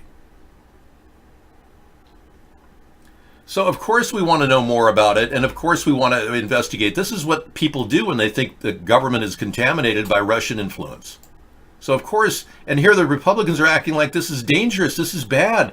Oh, you violated FISA agreements, oh, you're going down, buddy. No, these are people that are FBI agents that are supposed to do their job. Now, Strzok may have violated laws when he culled Hillary's emails from 35,000 down to 3,500. If they can go back and find Benghazi in the 35,000 emails, the word Benghazi that he culled out of there, that would be a serious crime against Strzok, because he would have violated the Benghazi hearings and the trust of the American people if he did that. There were hardly any emails by her on Benghazi, so it's pretty obvious that Strzok may have had something to do with it. So I agree with the Republicans on that.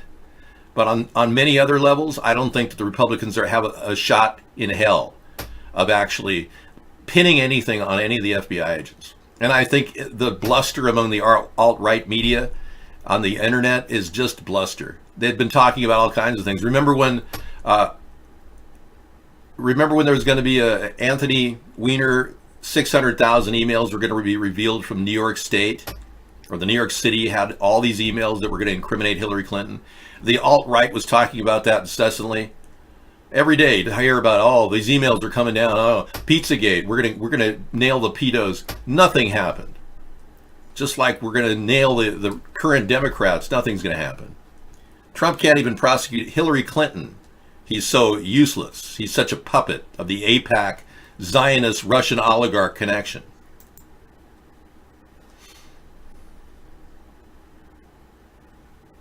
One of President Trump's closest confidants now served with a subpoena. Hope Hicks, the president's longtime advisor and former communications director, compelled to provide records and testimony to the House Judiciary Committee next month about potential obstruction of justice at the White House. Also, the Democratic-led committee serving a subpoena to Annie Donaldson, a former top aide in the White House counsel's office who served as chief of staff to Don McGahn. But the White House has resisted on all fronts and has said that former top officials cannot be compelled to testify about their conversations with the president. And that has prompted more Democrats to say their only recourse is impeachment. Nobody runs for Congress with the idea that I want to go there and start impeachment, but I think that's what it's come to. Tonight, there's a growing rift in the Democratic caucus to launch an impeachment inquiry. The pressure building across the caucus from veteran members. The impeachment process is going to be inevitable. It's just a question of when, not if. To freshmen. You think it's time to move forward with an impeachment inquiry? Yeah. She doesn't know what she's talking about, so yeah, she's completely lost. Yeah, that was a little CNN fake news for you Republicans. Hey, you don't worry, guys. I got your back. When you have nowhere to turn coming up, when Donald Trump looks like the biggest crook that ever walked the face of the earth, and he will, they'll find out the nitty-gritty on Donald Trump. Trust me on that. I'll have your back. You Republicans can join the centrist party, and we can all hang out together. I support your gun rights, unlike Donald, who wants to take away your rights to bear arms if you suffer from PTSD. He said, oh, first we'll take the guns, then we'll do the due process. Trump is corrupt as hell. You just haven't figured it out yet. Yeah. I've got over 100 links, all pointing to Trump and his collusion. If you want to see Total Collusion 1 and 2, I will give it to you. It is at our website at 153news.net. Yeah, just go to this location and you can watch my 2 videos on collusion. It covers all the territory that I could bring you in a quick, concise manner. And it just covers every single story out there. And believe me, Kushner tried to open up a line of communication with the Kremlin before the election. I mean, it doesn't get much more guilty than that. You people, a lot of you don't even know because the mainstream media won't even cover the issues. But yeah, we've got these 2 videos out there, Total Collusion 1 and 2. So check it out. It's worth looking at. Total Collusion and Total Collusion 2. Yeah, I don't want to belabor the issue with all these links that I've gone over many, many times talking about that stuff. Yeah, I'm worried that Mike Pence could become president too. And yeah, I personally don't think that his agenda is as scary as Donald Trump's. Donald Trump puts all of his relations with every foreign country that we're doing trade with. His personal finances are in there too, in the mix. When he negotiates with China about our trade laws and he imposes these massive tariffs now on $325 billion worth of import items, 25%. He's actually pissing China off in other areas too by arresting Meng, the CFO of Huawei, telecommunications giant, unnecessarily imposing economic sanctions in areas he shouldn't, making big mistakes in that area, and now heating up aggression towards Iran, which is totally unnecessary right now. Trump has made so many errors of judgment that it's becoming almost laughable if it wasn't so dangerous and if it wasn't going to put us closer to the brink of war with any number of countries. All I'm telling you right now is that if you have a belief in Trump, you're going down with him, unfortunately. And you might as well have a safety raft in your mind as the centrist party is forming here in the middle of this political spectrum. You keep that in mind because 15 of my ideas were stolen by Donald Trump to get elected. And he's been fully aware of our efforts here against all odds to do a show. So it's not some pie in the sky idea that I'm pitching. I'm actually telling you ideas that he's already presented to you. So we're already, we've got the backing to do this with the how to implement process. Trump just has the ideas. It's like having the concept of a 1,000-mile wall. That was my idea. I actually measured the distance to go from point to point with a few breaks in between that are low levels where the Rio Grande does not cover the area.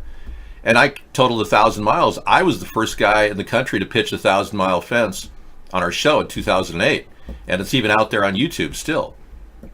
So when he heard our show in 2012, by 2014, he started talking about a wall, a 1,000-mile wall, like it was his idea. And then somebody said, who's going to pay for it? Oh, Mexico's going to pay for it.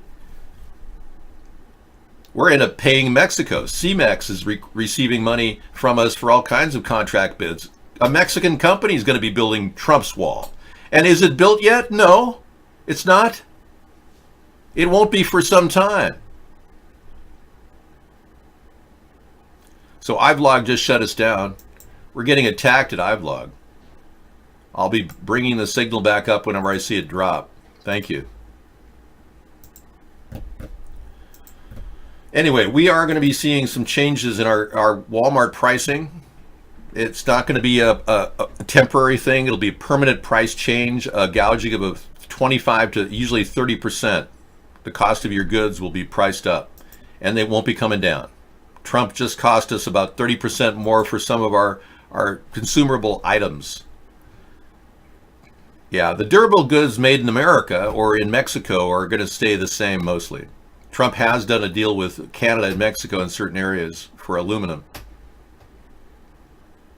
So being Trump is not able to actually understand my ideas, and when he tried to implement these ideas, he hasn't. We haven't seen a container fence built out of containers because he doesn't like the idea. He wants to give money to foreign governments instead, like China, like Mexico. He'd rather give Mexico money, which just shows you that this guy is his plan is dark, very dark. It's about fleecing the government and taking money from everybody. It's about giving his cronies extra jobs, like even John Kelly, the former chief of staff. He just got a really cush deal where he's a partner in a detention center and a transportation service of illegal aliens. He's all about the money, and not about dealing with the problems resulting from zero tolerance, which has separated families from their kids. 4,500 kids don't know where their parents are, and their parents don't know where they are. And our president doesn't do a damn thing. He doesn't put together a task force. He said, oh, it's going to take about a year for them to find their parents. What an idiot. He's not even putting a priority on that at all. Instead, he's just back and forth. It's all a Russian hoax. You're taking 2 years from my presidency. All the Russian hoax. You created the Russian dilemma, Donald. And now all you can do is come up with diversions. It's amazing. I just hope that he doesn't want to push the ultimate diversion in front of us. That's been the worst possible thing we could have ever had. The ultimate diversion would be to start a war somewhere like Iran. They say the price of our gas would go up. Or, yeah, trade war with China, Iran, Venezuela, North Korea, Chinese trade war, whatever. Any of these ideas are perfectly good diversions for Donald.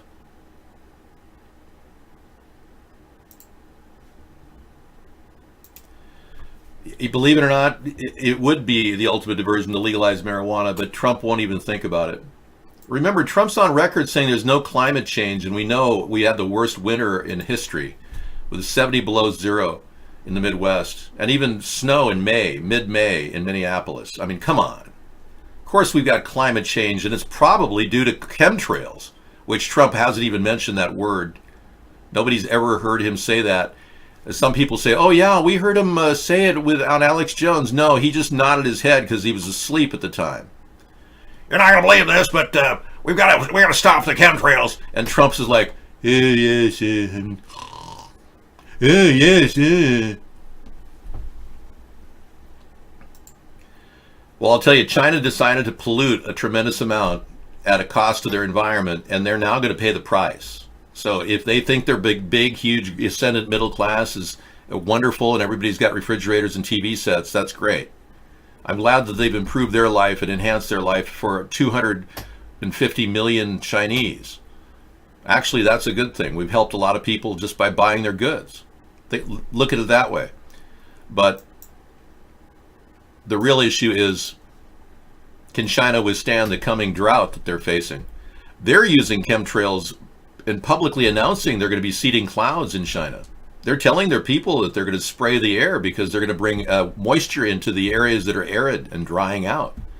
But everything is now reeling. The environment is reeling from the industrial age, and now we have very little time to correct the direction we're in. And I showed you at the beginning of our show how we could grow more trees. It would really, really roll back the time clock about 10 years on CO2. So planting more trees is what we'll do. But there's also other things we can do that the Democrats are not talking about. One of them is there's about 16 ocean liners, shipping liners that ship goods across the globe for our global trade that are the worst polluters out there.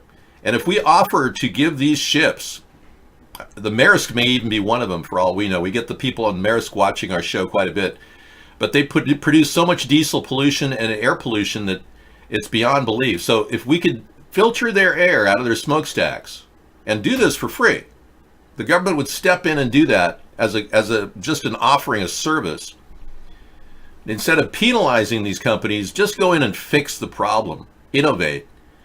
Then we'll be able to correct the CO2 emission problems and air particulates in the air significantly around the globe. 16 major shipping liners have been targeted as the worst polluters. So we can do this, and we can plant more trees. But we can't do it with a party that's so useless that they can't even fix the poop on the streets in San Francisco, the Democratic Party. So they've spent $750,000 in Nancy Pelosi's district just picking up poop. And they can't even think of the simplest solution, building bathrooms. I'm telling you, we got to fix these problems, and we've got to do it because the Democrats can't. They're useless. This is not a wig, this is my hair. Nancy Pelosi's just buying time. She still thinks that the impeachment is a bad for the country. If the Democrats don't do something right now, like the Republicans did with Bill Clinton, they impeached him in the House. If the Democrats can't do that with Trump, that they're out as a party completely. They won't manage to win the next election. They're just going to cave. People just won't believe in anything they do. They got elected in the midterm on the simple promise of impeachment. But they think somehow they think that the American people want amnesty for illegal aliens. That somehow we want more illegals in our country and open up sanctuary cities. This is how the Democrats are thinking right now. They're totally out of touch with the American people.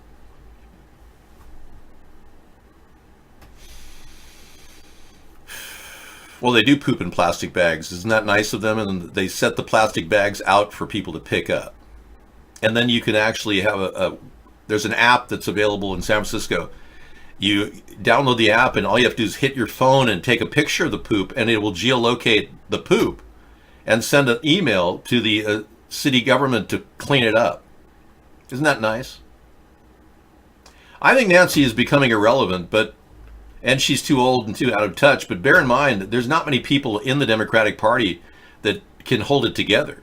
It's so splintered. The far left are trying to take over the Democratic Party, and more of the Democrats really are centrists like I am. And more of the Democrats support gun rights than you'd even imagine. Not all Democrats are pro-gun control. They're not. In fact, when the Thune Amendment was mulled over about 7 years ago, the Democrats all pooled together under Obama and ruled. They actually ruled in favor of the Thune Amendment. It still didn't pass, but it's pretty interesting to see. Gun control doesn't pass in Congress. There's a lot of Democrats that support your right to bear arms. But by and large, the party's leaning in the gun control direction, and that's why they're going to lose the American people.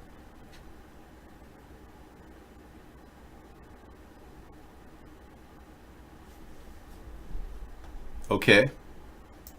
Yeah, you'll have to investigate that. You might want to just, pleasure yourself before you come in the show, and that way you're no longer frisky and wanting to talk about sex all the time.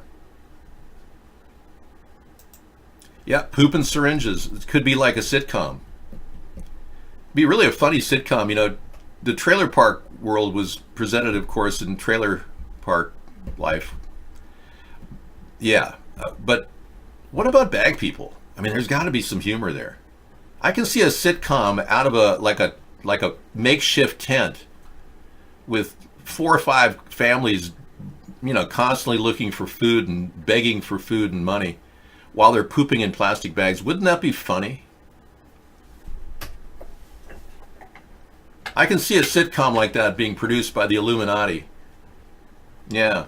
Take it to the nth degree. Bag people humor, You've seen it on YouTube, but live is better. I pitched an idea a long time ago that never came to fruition. I was actually one of those ideas I was going to work up to a script, but it never worked out.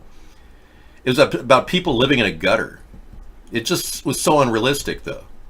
It was called Gutter People. And yeah, I think it'd be much better to have bag people, Real tent life. Real tent life. There you go. That'd be good. Real tent life. We could sell it as Real Tent Life. And make a magazine called Real Tent Life for, like a low-cost magazine profiling how to rig your cardboard box to be an aluminum bake oven. Something like that. Well, I guess things aren't really happening. Your coffee's ready, and I got to talk about politics. I got another story that's very disturbing. Russian documents reveal a desire to sow racial discord and violence in the United States. I'll bring this up in case you missed it last night. The revelations come as U.S. intelligence agencies have warned of probable Russian meddling in the 2020 election. There's new evidence suggesting that they're willing to actually pay black people to, be insurrection tools to start riots and things. At least it is. Tonight, new evidence suggests Russian efforts to meddle in American society stretch beyond elections. Documents seen exclusively by NBC News appear to show another bizarre campaign to sow unrest in the U.S. No peace. Russian operatives last year pitched a plot to manipulate African Americans. One especially disturbing proposal suggests recruiting African Americans with criminal records, giving them sabotage training at camps in Africa, and returning them to the U.S. Another proposal, encouraging African Americans to push for independent statehood in the South. It does not surprise me at all the extent to which Russia would go to undermine our democracy and really target divisions that already exist within our country. The documents were found in communications between Russians linked to Yevgeny Prigozhin, a catering magnate dubbed Putin's chef, indicted by Robert Mueller for trying to sway the 2016 election. While NBC News cannot independently verify the documents, they were uncovered by an investigative Russian opposition group called the Dossier Center, which, in the past, has revealed authentic material to us. Our adversary is coming at us. We should expect it to happen now leading up to the 2020 election, and these documents indicate we're going to see it on steroids. While there's no indication the plans were more than aspirational, bipartisan members of Congress were so troubled they plan to introduce a bill to guard against these and other potential Russian plots. On the mound, Detroit Tigers pitcher Matthew Boyd is as focused.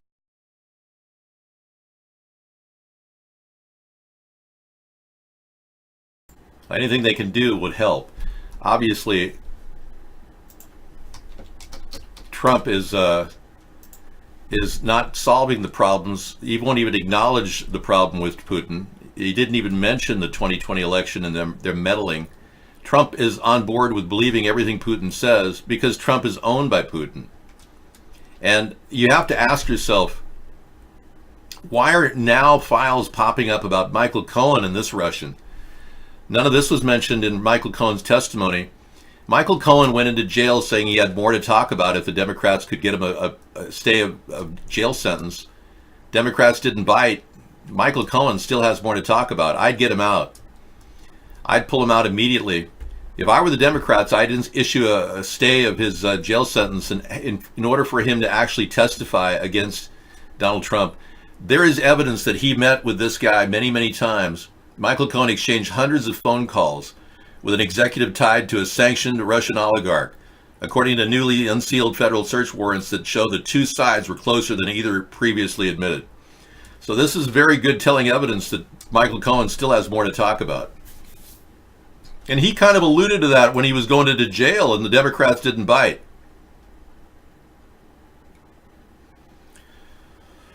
All right. Lots of collusion and lots of obstruction from Trump still. Now holding our country's entire economy and infrastructure plan hostage until they stop investigating him. If that is an obstruction, I don't know what is. Holding our own country's future over our head so that they would stop looking into his involvement with Russia. Isn't that bizarre? If Trump wanted to look guilty, this is exactly what he would be doing. And you'd have to ask yourself, how has Russia benefited from having Trump as president? In every way. Even the trade war with China helps Russia. Remember, their economy is very small, about the size of Texas. Yet Russia and the U.S. have economies 20 times larger, 18 to 20 times larger. So Russia's got a win-win here by getting Trump to have a trade war with China and to show both countries will lose in this battle and Russia will look better. That's one way. That nobody in the mainstream media is talking about that. And then there's the other way, which is no sanctions have been imposed except for a couple. Ironically, for a year and a half, Trump didn't impose any sanctions against the will of Congress. 99% of Congress wanted sanctions, so obviously he helped Russia there. Yeah. And then the third major area he helped Trump helped Russia is hating on NATO, Russia's nemesis, turning our back on our own NATO allies, which Trump did. Exactly what Russia would want. So again, three major areas in which Trump is helping Russia. How can we not possibly think that Trump is working for Russia and that they must have a sex selfie? Well, they do have a sex selfie on him. According to Mueller's report, there is a sex selfie in his files. So Trump has a penis picture out there. That puts our nation in a vulnerable position. There is many pieces of information in the dossier that weren't even mentioned in the unredacted Mueller report. So I'd like to know more about that too. That dossier looks about 95% real to me.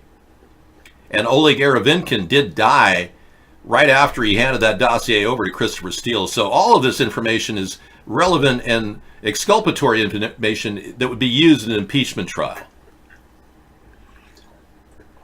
The Democrats just better get their act together, because relying on Ocasio-Cortez and Beto O'Rourke is not going to get an impeachment off the ground. Those people have no clue as to how things are actually happening and how they're unfolding. We need top quality prosecutors to put together a grand jury investigation at the House level and then bring all that information in. It's got to happen soon, because these Democrats seem to be like in sludge. They can't get anything. The contempt orders are just sitting there. They're waiting to be turned into felonies. Anyway, tonight we found out about how Google was bought up by In-Q-Tel. Yeah. I know. In-Q-Tel purchased Google, Microsoft, Oracle, made all kinds of investments in every company out there. And it's a CIA-backed keyhole that opened the key to Google's In-Q-Tel surveillance technologies. What is that key? They're asking. Apparently the CIA helped sell a mapping startup to Google in the early days. Now they won't tell us why. We can neither confirm nor deny. It's Google's turned into a hybrid military intelligence contractor since they've done this. And, you know, of course YouTube's not going to answer anybody who questions them. I had a dispute with YouTube. They won't even talk to people. They're run by the government. Well, I've been using StartPage, and I'm the one who's been telling people to use StartPage, so now Alex Jones is using StartPage. Yeah, he watches our show too.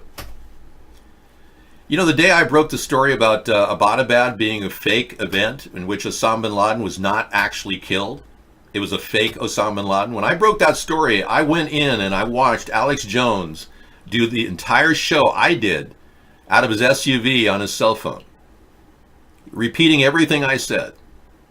I saw him that night, and he got like 55,000 subs out of that one show alone. I got 0. Link, please. Okay, here you go. Some people want to see this link. It's really a good read.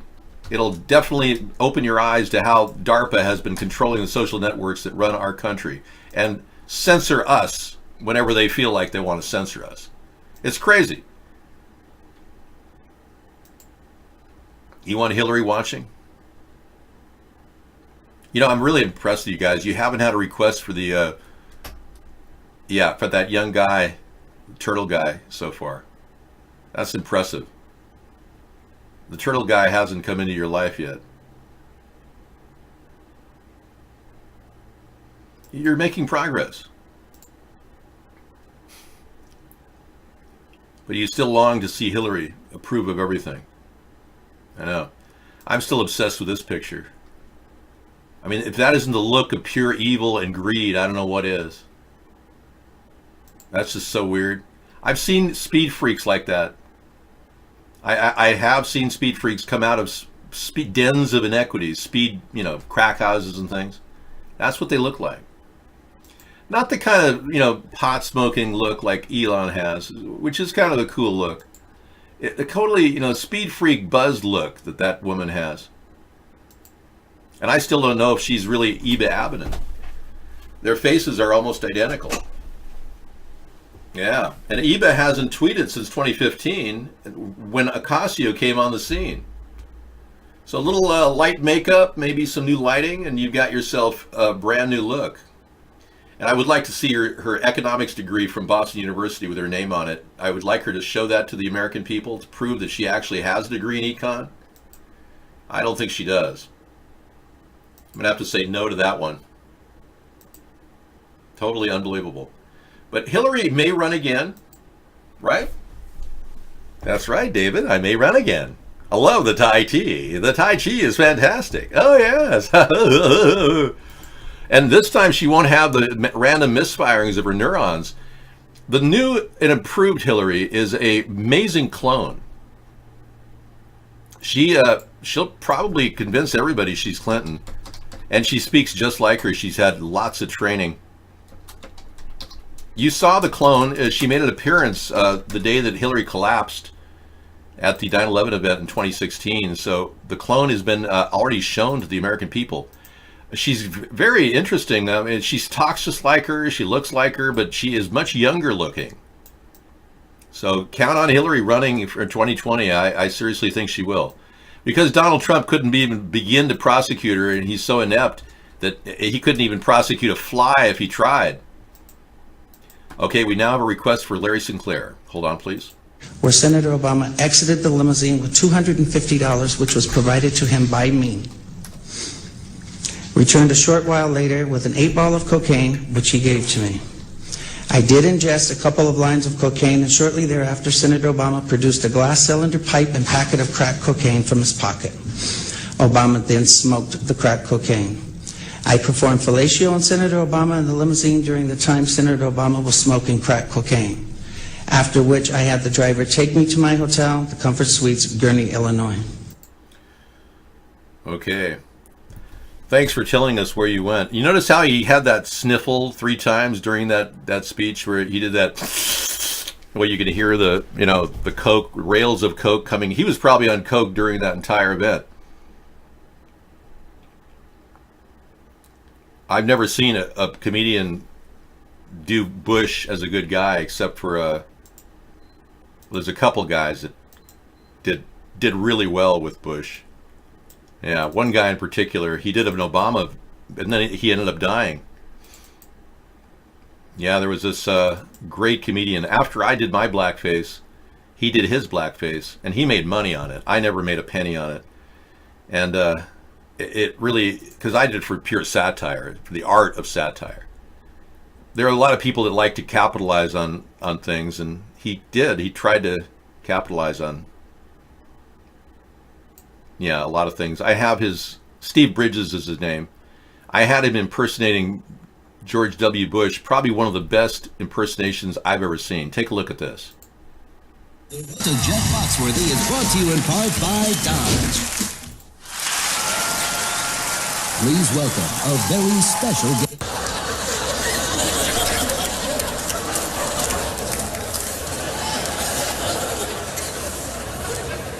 I want to thank Comedy Central for... Isn't he funny? He looks just like him. Yeah. I'll play that tonight for our after show. Yeah, he is just, and he died. He choked to death. Yeah, I'm sure they got rid of him. He did a Barack Obama too, and I understand Obama was not pleased with his impersonation, and it was spot on. He did a good job. Yeah, and then apparently, right after his trip to China, he came back and he choked to death. Steve Bridges, yeah. Here is one of his Obama's impersonation. Ladies and gentlemen, please welcome Steve Bridges as President Barack Obama. Please welcome. As your president, I encourage immigration. I believe in immigrants. They collapse within a week. Anyway, he got a lot of laughs, and the impersonation cost him his life, I think. I think they got rid of him. They say the autopsy said he had a reaction, an allergic reaction, throat tied up, can't breathe, you know. Could be anything. Could have been poisoning too. But yeah, you don't live long and do the blackface if you profit from it. The whole art of the blackface is to not profit from it. Not make money and not use it as a rallying point for anything other than impersonation.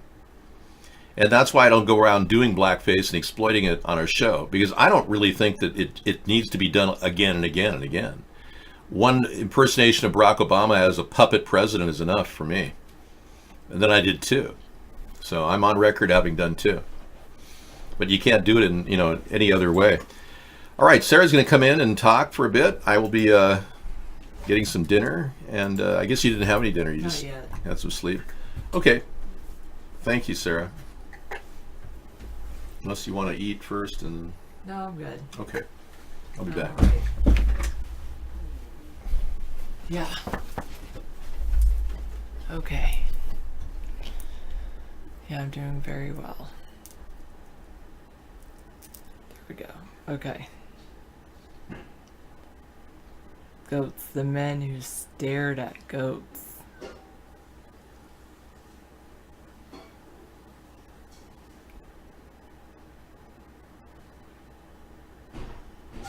You might want to start with learning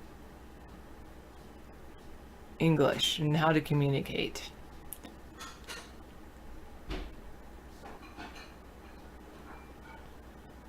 Hillary, you like Hillary, another brother? Oh, he left.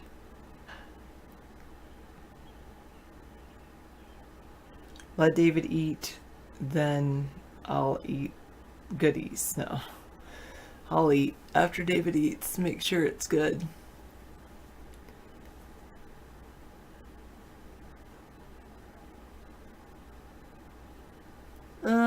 Actually, he is. Speaking in emojis. He has that weird one on that as a eyebrow lifted. Hey Lou, how are you? I actually am doing very, very well. So I started my new audiobook that I'm listening to. I'm actually listening to James Comey's autobiography, read aloud by James Comey, so that's pretty interesting. Not very often. Usually David's food tastes pretty good.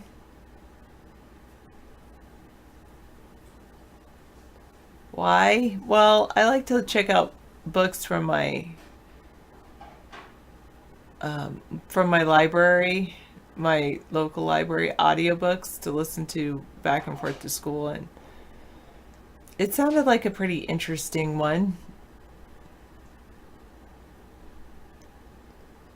Yeah, it's called A Higher Loyalty. I don't lie. I eat David's food. I guess I might have a different palate than you. His meals might not look is what he's lacking in presentation, he makes up for in taste.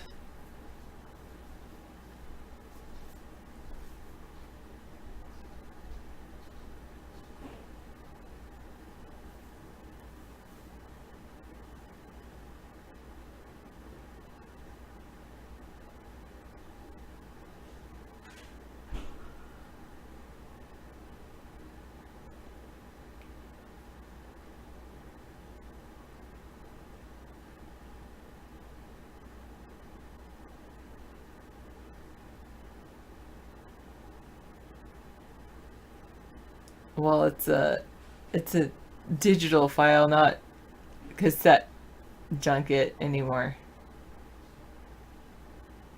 Yeah, you don't have to eat what David cooks, so there you go. You can just eat what your parents cook.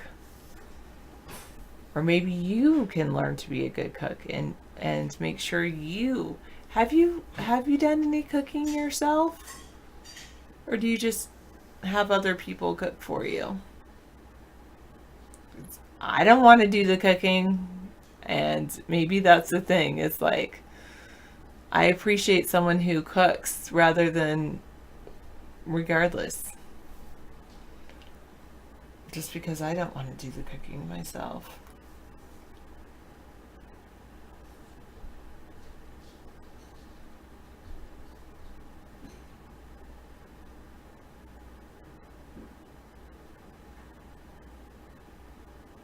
Is Comey the one lying? Or are other people lying?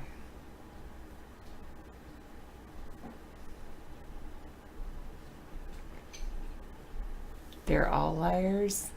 I listen to everyone with an open mind.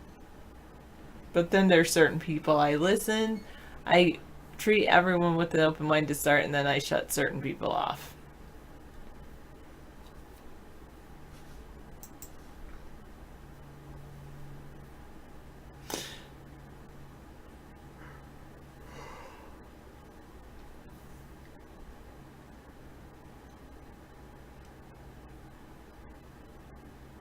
It is kind of like a hologram.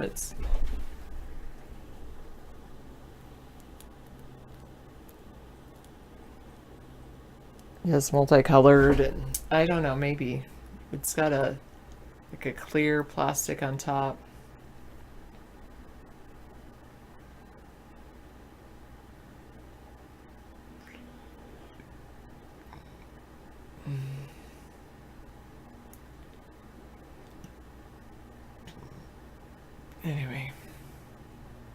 Anyway, yeah, life is good from my perspective.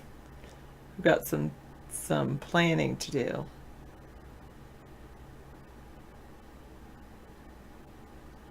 Yes, not as frequently as I should probably, Xenu, but yes.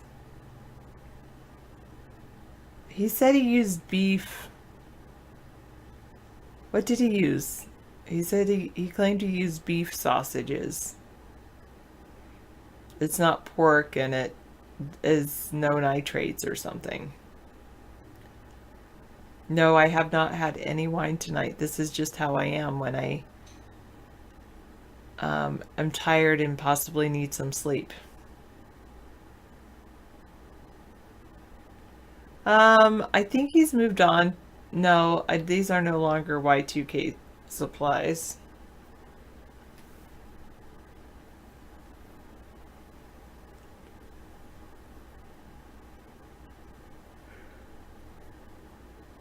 You can Hot Rails, but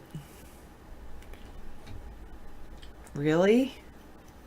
Maybe you need something different under your underarms, like some lotions or something.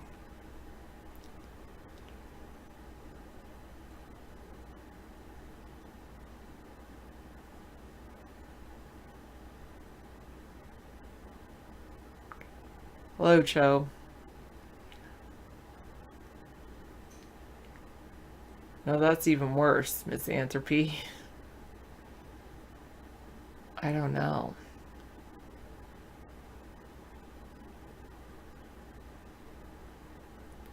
Then she didn't do a good job. Well, I'm glad you decided to grace us with your presence today.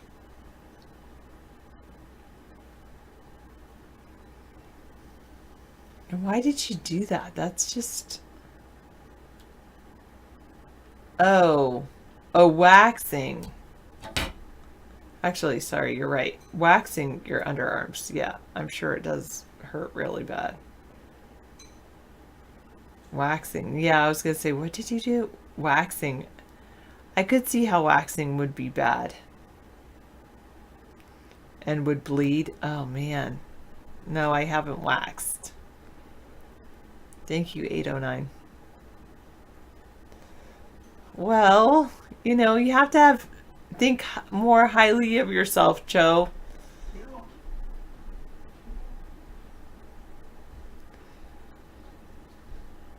You have to be like, yes, I'm here. The party's arrived. You're awesome, but I'm awesome too. And that's why we're good. Oh, God. It's surreal, isn't it? It really is surreal.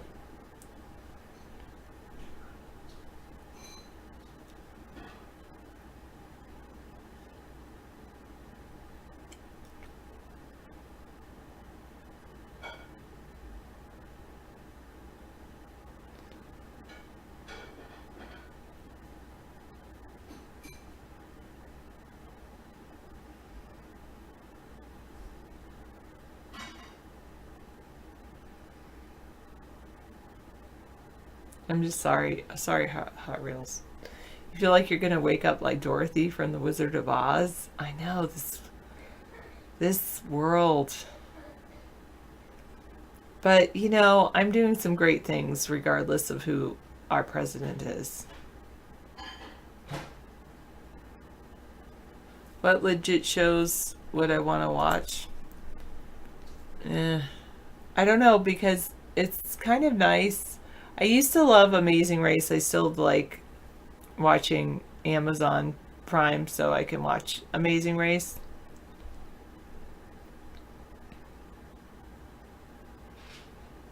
Yeah, Xenu, do you live in a very rural area?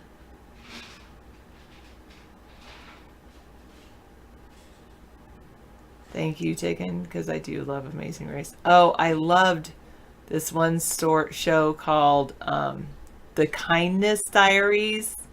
I really do love that. That was on Netflix.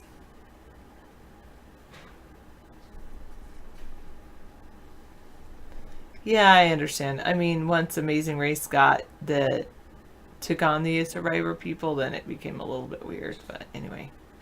Okay, you started getting away from politics just a bit for your sanity, doing some writing, watching some shows, doing research on other things. You're looking forward to the Watchmen series. Interesting. Reptoid has been watching Chernobyl.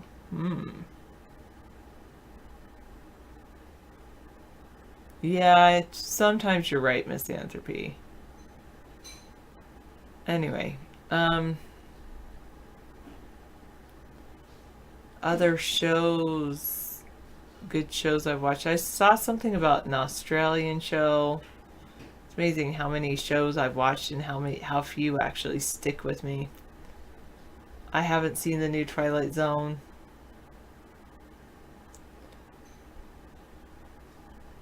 In the end of February, beginning of March, I stopped watching TV on weeknights. I stopped watching TV 4 nights a week. I still watch 4 days a week. I still watch TV on Friday, Saturday, and Sunday. And I will probably go back to watching TV 7 days a week in the summer. But I just feel like I was not being as productive as I could be. And then I my productivity kicked into super drive, anyway. Super gear. And now I feel like I've reached this pinnacle epic moment in my life. But I have a few more things to do, and then once I reach in about a month, I'll definitely be going down. Like, I'll need the summer just to recuperate from all of the intensity I've just gone through. Oh, I already did do that, Ticken. What do you mean? What does that mean? I don't know what you mean by that. Except I did write. I went to my friend's memorial service, and I really appreciated it. I have 2 memorial services actually I attended this year, and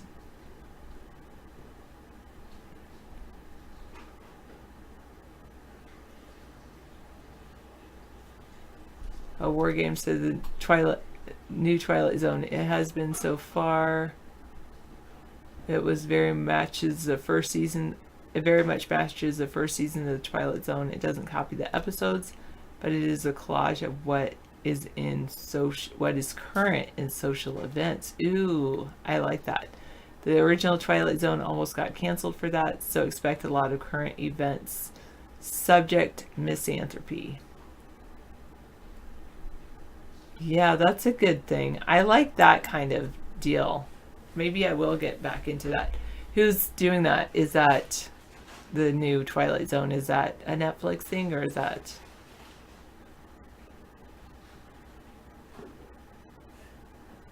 on a different streaming channel? Anyway.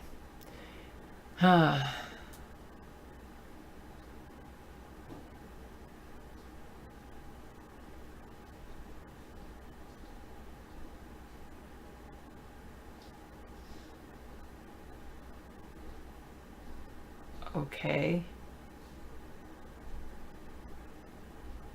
All right, anyway, yes.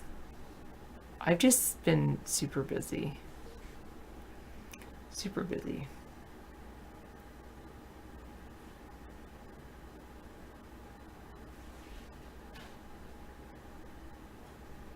Some won't like this first new season.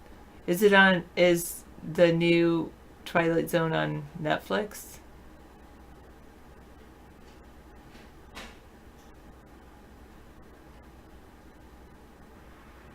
Maybe I'll watch that. Maybe that'll be my weekend thing. But then David and I watch things together on the weekends. It's kind of our... Truly, we watch Netflix and that's our relaxing time. You do not need to watch Twin Peaks. No. I mean, you can watch Twin Peaks, but it's not...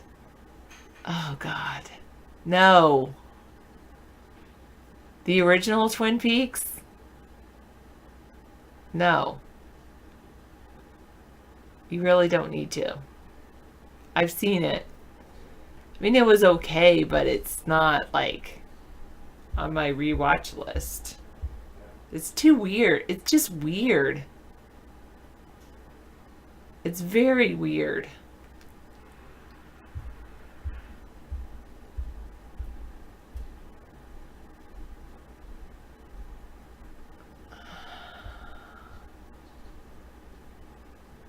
I don't know, though, if it's worth it. Like, Black Mirror was definitely after the first episode because I didn't understand what Black Mirror was going after and that each episode was something completely different. And it was just like the first episode was too weird for me. But after that, I liked Black Mirror. The Twin Peaks, how do I describe it? But it's weird, but it's also like dated a little bit, and it's just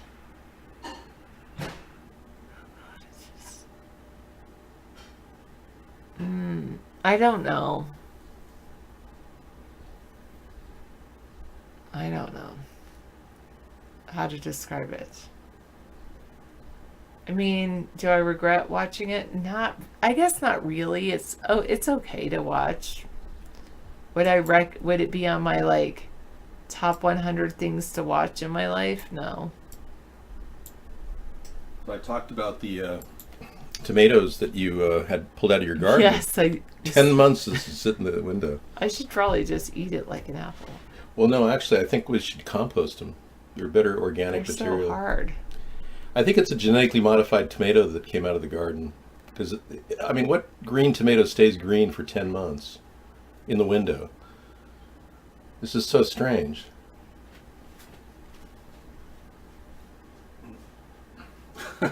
You know? Yeah. Isn't that weird? It's very strange. It's not rotten. It's like not soft or rotten. It's actually still like, I don't know. Like I just picked it. Like I picked it unripe, but it never ripens. It is weird.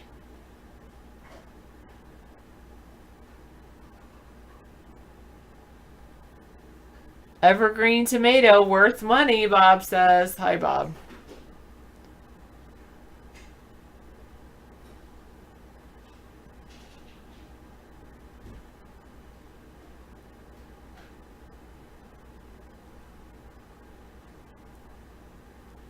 And I do wonder about season 2 of Lost in Space. That will be good. Yeah, but I want an ever red tomato, not an evergreen tomato. It's like very hard and like not soft. Anyway. That's it. I need to just do some of that deep breathing. Like I've really accomplished some good things.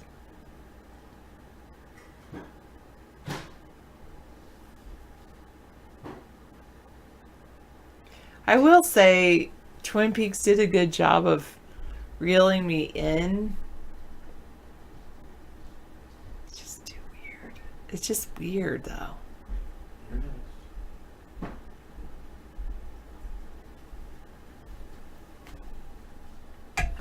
I don't think I ever watched season 4 of Mr. Robot. Season 3?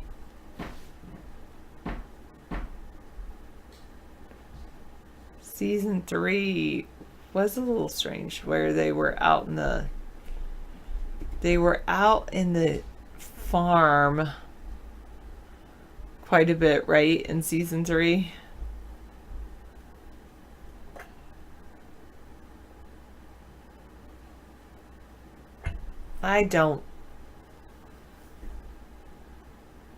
Yeah, I did watch season 3 of Mr. Robot, and I do like Mr. Robot. But it was a little bit tangential, like the double personalities, of course, and yeah.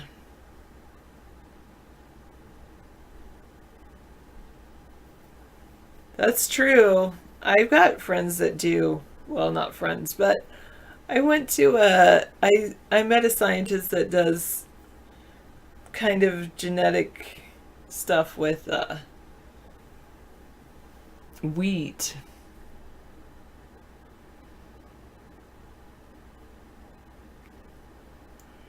Yeah, that's true. Me too.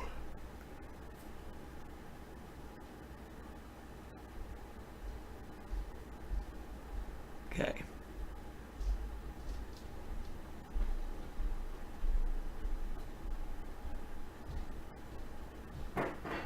Oh, I have not seen Game of Thrones yet. That's the other thing.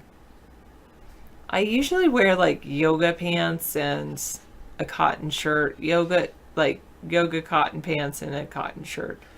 That's what I usually wear to bed, to sleep. If it's really hot, I do have a couple of like other things, but they're not usually my go-to. Usually it's like this. Yeah, and then in the winter months, it's usually these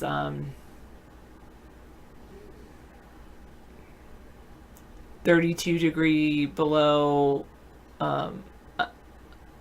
like under like leggings and a shirt that you usually wear under your clothes, and I just wear those like all winter long. I finally, like, I think May 1st is when I finally stopped wearing them. No, actually it was probably like more like May 7th.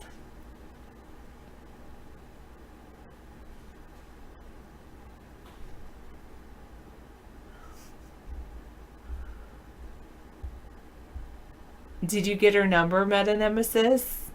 Did you say, hey, you're really beautiful? Well, because maybe it has to do with climate change, misanthropy, but I don't know, but the cold, it does sometimes feel like winter when it's overcast up here. She smiled at you. That's a sign. Maybe she wanted you to ask her for her number. You saw her 2 other times in the store too? Well, I'm also streaming on Vaughn Live and Periscope, Bob.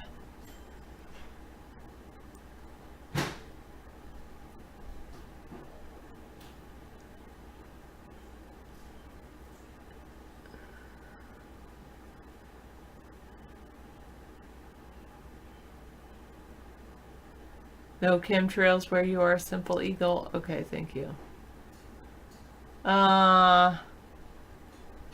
Don't be like misanthropy. Always ask for their number before you leave. You don't think you'll ever see her again? So that didn't work out with the person you thought knew her? Sorry. Well, if it's meant to be, you'll have another opportunity.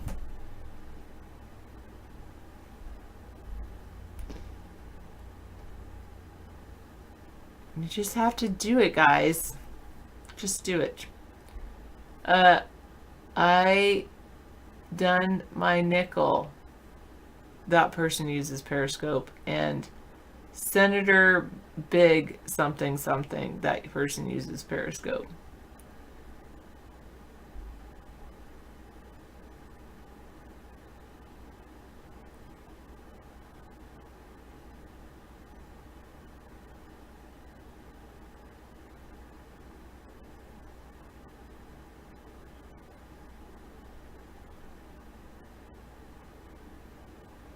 Wow. Sorry, Simple Eagle. Wow. Aw. Sorry, misanthropy. Who cares? I mean, even if you creep them out or you find out they already have somebody, at least you're not in any worse position than you are now. Someone without their phone number. No, I do not smoke pot or ingest pot or use any. Yeah. I sometimes, very infrequently, have what is that? CBD oil that I give to my cat, or CBD lotion that I might put on certain spots, but that's it. It's not to get high, it's just like David thinks it's good for moles, so. And I have a few of those, or sunspots. I had this checked out by a dermatologist. They said it's a sunspot and nothing to be worried about.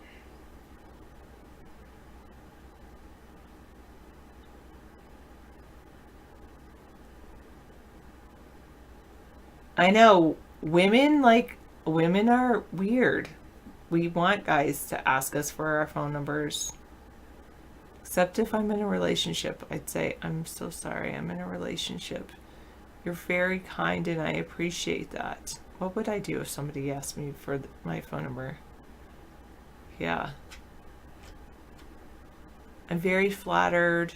However, I'm in a committed relationship. Thank you for asking. Maybe in another lifetime. Well, what would you want someone like me to say?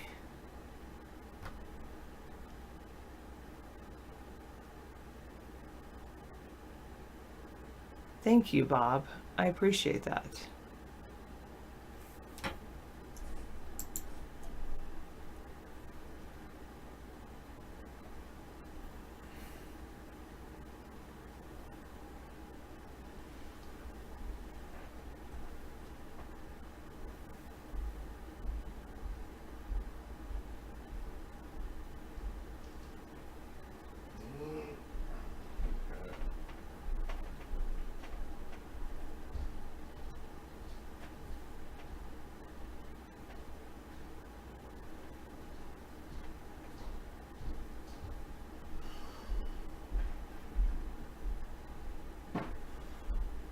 So you can go ahead and microwave it, and I put some stuff like hot sauce and Parmesan for you. Sounds good.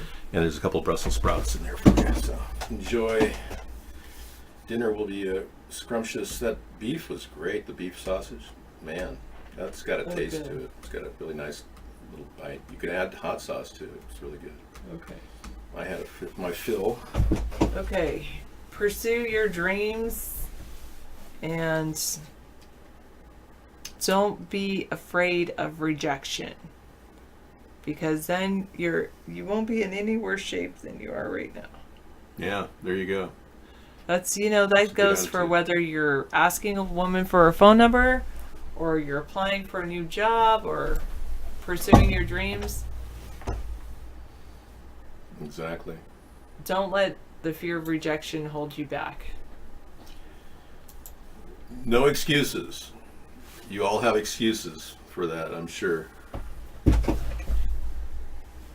We haven't counted our write-in votes because they won't count them unless you reach a threshold of 10,000. And they claim that we haven't reached the threshold of 10,000 in any one state. So, they won't count them.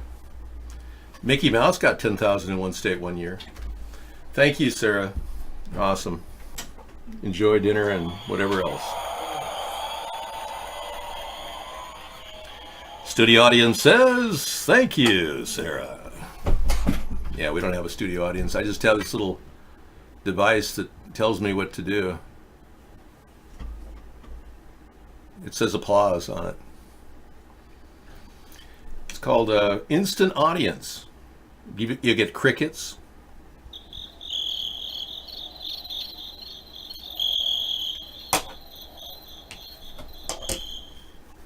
And then there's applause or applesauce. What did I say? And then the rim shot. Yeah, and this battery seems to be lasting longer than the other ones. This one's kind of old now. I can't replace the battery on this one.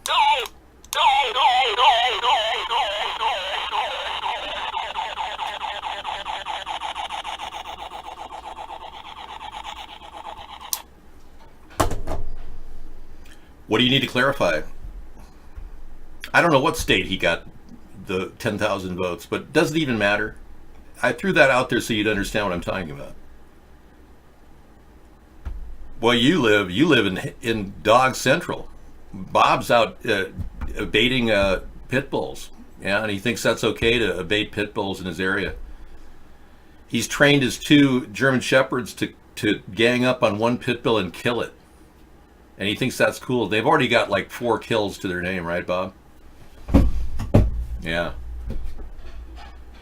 Central California, Pit Bull Central. Yeah, you betcha. Pit bulls are scary. So Bob trained his German Shepherds to gang up on him and kill him. That's just the kind of Republican he is. His mission in life is to get rid of pit. Do you drive around on pit bull runs just looking for him on the street to run him over, Bob? You said Shelby had only 4 kills. Now you're saying Shelby has 17 kills and Xena has 3? Oh, man. He's got 20 pit bulls killed. His dogs have ganged up on him and killed him. And he just loves that. He enjoys it. Yeah, I don't know, Bob. There's something not right about you. I'm not sure what it is, but you don't seem like the average one American that would never do that. The average American would just drive around and just stay away from the pit bulls, honey. So if these pit bulls are running the street, Bob, I understand why you'd want to do that. I don't live where you live, so I don't even understand, how you feel it's incumbent upon you to kill them. And I'm sure animal control is not doing a damn thing in your democratically run communist state of California. They probably collect a wage, but they don't answer their phone when you call about the pit bulls. You shot many violent dogs in your life, Hot Rails? Wow. AI surveillance of shoppers, Walmart's newest tool to grab your data. Wow. We knew Walmart was doing this. Driving the future of AI-powered retail. They're trying to tell you or watch you and then figure out what you want to buy and then force it upon you. Put it right in your face everywhere you turn. Ignite the change that changes everything. We're making big bets on transformative ideas that have the potential to fundamentally change how people shop in the future. Meet Mike Hanrahan, CEO and founder of IRL by Walmart. Experience the latest game-changing innovations in virtual reality and other technology at our exclusive events. Yeah, that's what I want to do, is go to Walmart and learn how to virtual reality check my life. I don't really want to wade through their store number 8. It sounds a little like a FEMA camp to me. Dave, if a dog is a threat, we shoot him. Well, I'm worried about the rabbits that are rabid. Yeah, I've been concerned that we've had rabid rabbits running around and we don't even know it. Did it ever occur to you that rabbit is very close to the word rabid? Have you ever seen a rabid rabbit? I haven't. They have collected 1.6 terabytes of customer behavior data per second in their on-site data center. How nice. Well, that's good to know. It is good to know how many megabytes and terabytes are being used.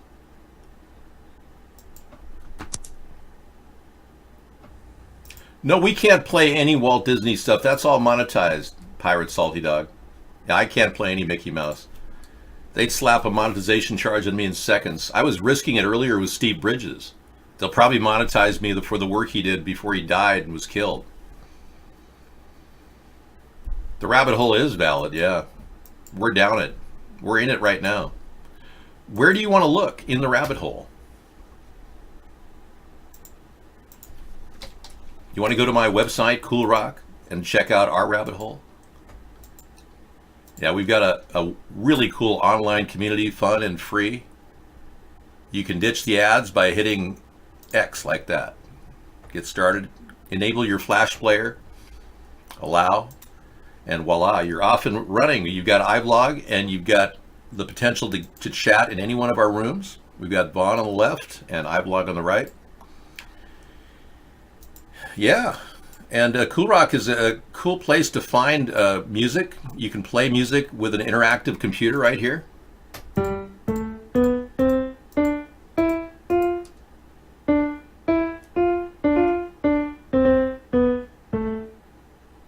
Okay, I'm telling what to do and it's responding in its own way.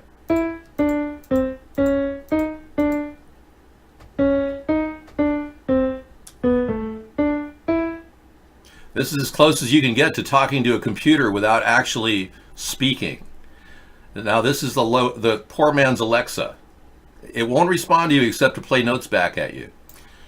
And we've got a drum machine too. Really cool features, all fun and free.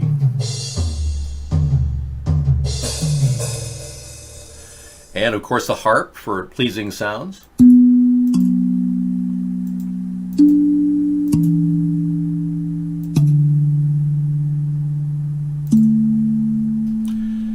And another piano if you want to really get into it. Not play with a computer, you can play with it yourself. Ooh, that sounds pretty nasty.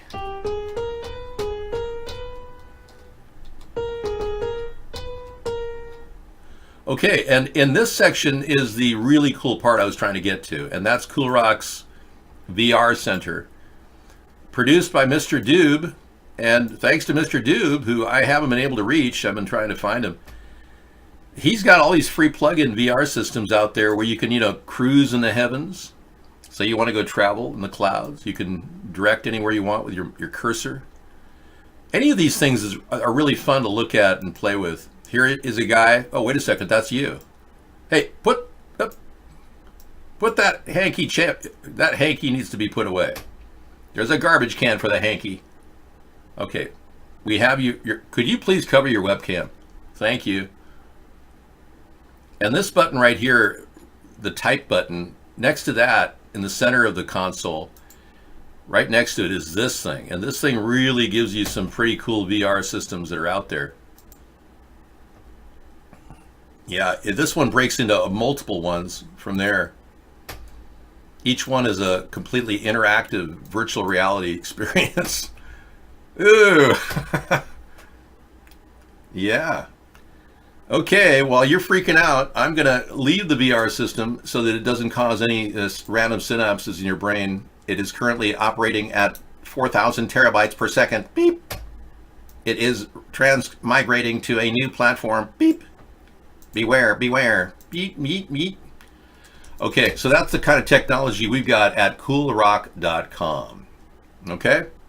Thought I'd share that with you. These are all just plugins that I found on the internet that are readily available, and they're fun to play with. And I put them all together at Cool Rock just so everybody can kind of have fun, watch the show, and then play with art and music, which stimulates the left side of your brain, which is awesome. Many of you aren't using the left side of your brain because of the calcification due to fluoride in your water system. It shuts off your intuitive side. If you eliminate fluoride from your water system and from your tap water and all your juice drinks, you may be able to have a creative side. I've heard of people who've been able to do that. They've been able to unlock their creative side by just drinking filtered water. Yeah, I would highly recommend filtering your water in this day and age. Oh, really? They ban people from iVlog, Kiefer Boy? You can't watch it? They'll just keep you out? Well, then for you, I've got the Periscope link right here, and we post that on Twitter every day. You can find our show right there and just go to Periscope. That's a live show, live ATP show. You can go in there and watch it on the side, yeah, and then keep out pop-out chat here. And then if you want to look at chat iVlog, I guess you won't be able to see it. Bob says nothing on this side is worth watching, not even my show. Really? Thanks, Bob. Wow. You really bummed me out there. It's not your fault. It's everybody's fault except yours. 5G plus EMP safe. This is something I introduced today. This is an idea I came up with. Putting Faraday cages over junction boxes to eliminate field radiation, which can really mess your day up. You don't want to turn into a vegetable walking around looking like this guy. Hey, do you ever wonder, like, what is going on? I mean, like, do you ever, like, wake up or do something and you're just like, what the fuck is going on? I know. I never have. You know, you have to wake up first. You have to wake up. If you haven't woken up, you can't possibly come up with anything. You think? No, this is a guy named L.A. Turtle, Bob. And unlike you, he's a YouTube star who makes lots of money acting like a total idiot. Yeah. If he had a position, a political position, he would be censored and banned like pretty much everyone else is. The only reason why I'm still on YouTube is because I don't tag any of my sites as censorable. I don't talk about conspiracy theories in my tags. His name is Evan Breen, and I think Hot Reels has taken a liking to him, maybe kind of in a unnatural way. Yeah. So Hot Reels seems to like this guy a lot. I don't know what the deal is. Maybe you ought to get on his show, Hot Reels. You might make some money like him, because I think he likes money. You want to hang out? I like money too. Like that movie, Idiocracy. Yeah. No, he's basically the descendant of the 5G networks to come. In the future, the 5G networks will turn your brain into a small little peanut. You won't have the ability to do anything but defecate, urinate, and work your daily functions. You notice how the only thing you can do now is drive to the store and get bread and milk and bacon. I've got to get some bread. I've got to get some milk. I've got to get some bacon. You know, your mother or your sister or your family members saying, hey, could you pick up the bread, milk, and bacon? That's all you do. That's your life. Sound like Bernie. I'm not like Bernie. I'm not Jewish. But thank you so much. I have nothing against Jewish people. They're all good people. But I talk about serious issues like chemtrails.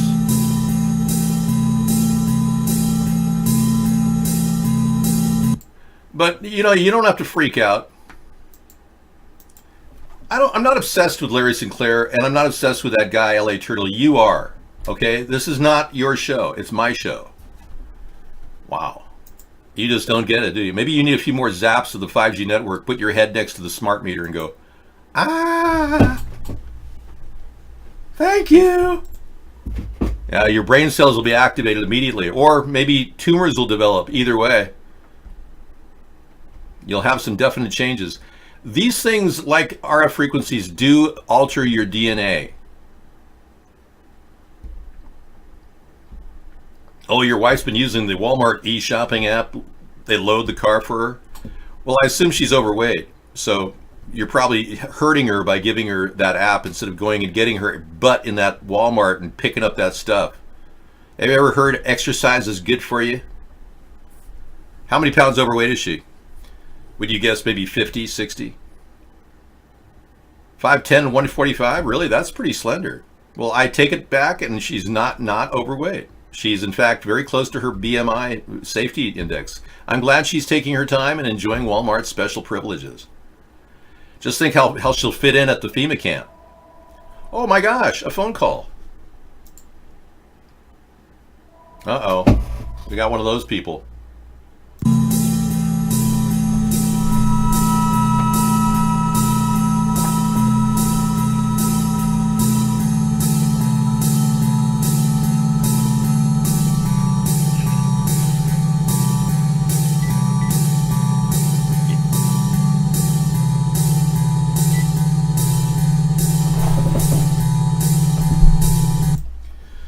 Okay, we got a call from Johnny. Johnny Cole. Thank you, Johnny, for calling. I appreciate your message that you do definitely are Johnny. Johnny, you're not allowed to actually say any words in our phone message. You can only log in your name. You're given 2 seconds to leave your name. And he left Johnny. Skype isn't turned on. Yeah, I have to actually get on. Thank you for reminding me.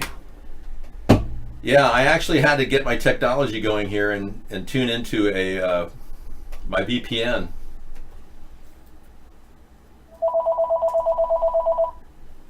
Okay. Oh, Johnny. Hey there, brother.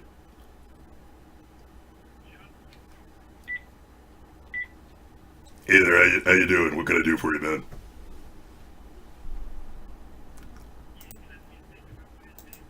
Hey, yeah, you could do that, man. Go ahead.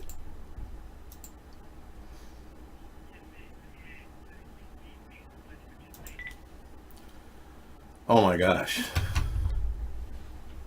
Okay. Connecting to my VPN. Hold on. Hey, check out Woody Norris. He invented new sound, makes only one person hear in crowd of hundreds. Makes military think a convoy is over the hills, and CIA has used it now instead of earbuds. Now to communicate. Woo. Wow. Woody Norris. Okay. We're checking Woody Norris out right now. Accessing file. Hold, please. You are accessing the mainframe of the primary artificial intelligence unit run by the beep. Top secret information cannot be dispensed in the show. I'm sorry.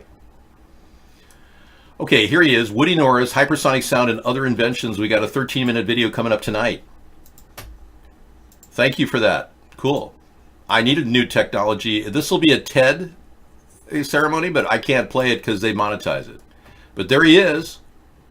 There he is, Woody Norris, a new invention, folks. Person-to-person communication. Incredible. I'm interested. Hypersonic stuff might be safer than radio frequency stuff. It's possible.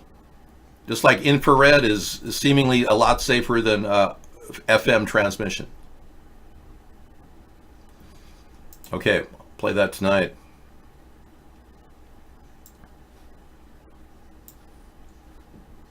Okay. Yes, I would unseal the 9/11 documents for sure. We would like to see an immediate reveal of all of the hidden data, why they didn't discuss demolition or explosions during the 9/11 Commission study of the 9/11 attack. They spent only $15 million, whereas they spent nearly $40 million investigating the Mueller report. So $15 million to find out, and we still don't know who killed 2,996 people. We still never caught anybody. So yeah, I will be reopening it, of course. I think there are people in our government that may know something. In fact, that's kind of funny, standing on its own. I think there are people in this government that may know something. Whatever they know, I don't know. I mean, that's like a blanket general statement. They know something. Whether they know anything about 9/11, I don't know. But we'll find out. We can't find out any other way. So I'm using my VR Paradise, my VR room here for all kinds of funny stuff. Yeah, weird things. Apparently you can travel the Earth. Global oil map. Ooh, this is cool. This tells us where all the oil is. 20 years of global exports and imports. Explore. USA, Japan, Italy. Top 10 importers, 1995. Yeah, it gives you all the data on oil over the many, many years that you've been... Now, I'll give you a direct link to this here, if you want to check it out. Now, I believe oil is a renewable resource. I really do. I believe that oil is generated inside the Earth's mantle and bubbles to the surface. And there's no geologist that can contest what I'm saying. But most geologists would always say, no, that's not true. But yeah, there's all kinds of things here. You click on Singapore. You get all the data on Singapore. All the different countries that have traded oil with Singapore. Wow, this is a data gold mine. Yeah. North Korea. Or the Republic of Korea. Okay. Okay, that's pretty interesting stuff. Thank you for letting me share with my VR room. Always fun to go check stuff out.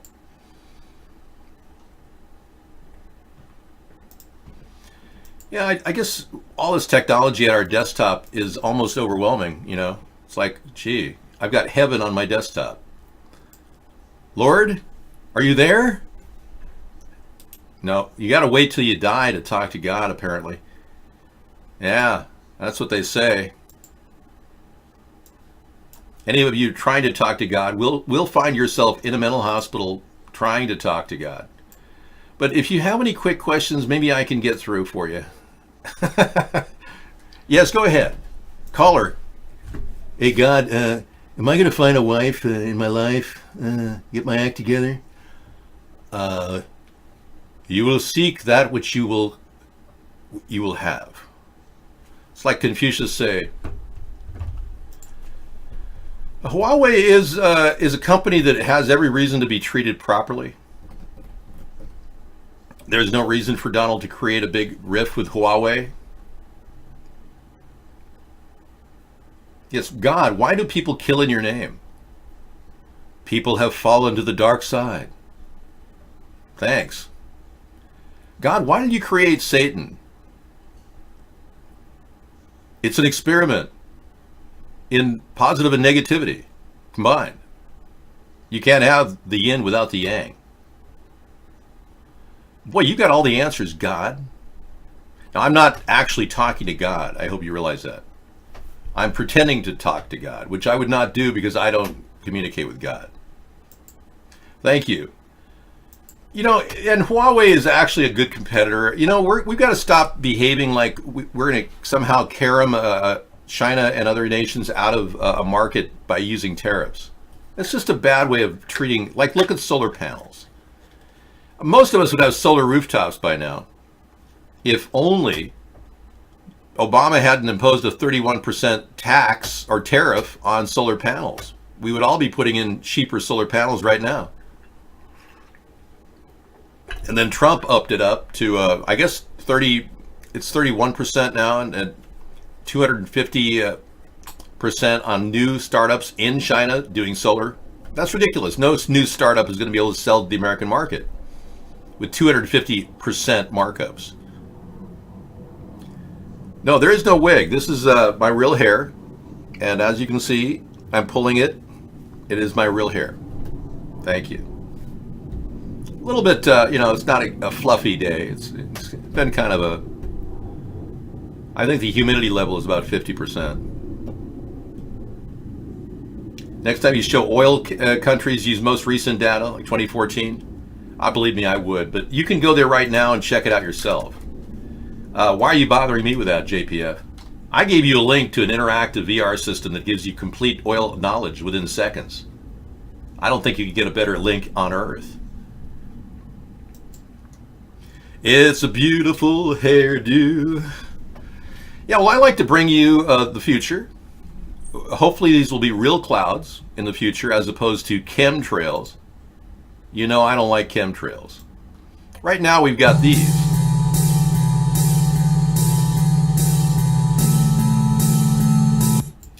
Well, I can't help you, JPF. I'm not in charge of the site. That was just a link I gave you. Let's not digress here.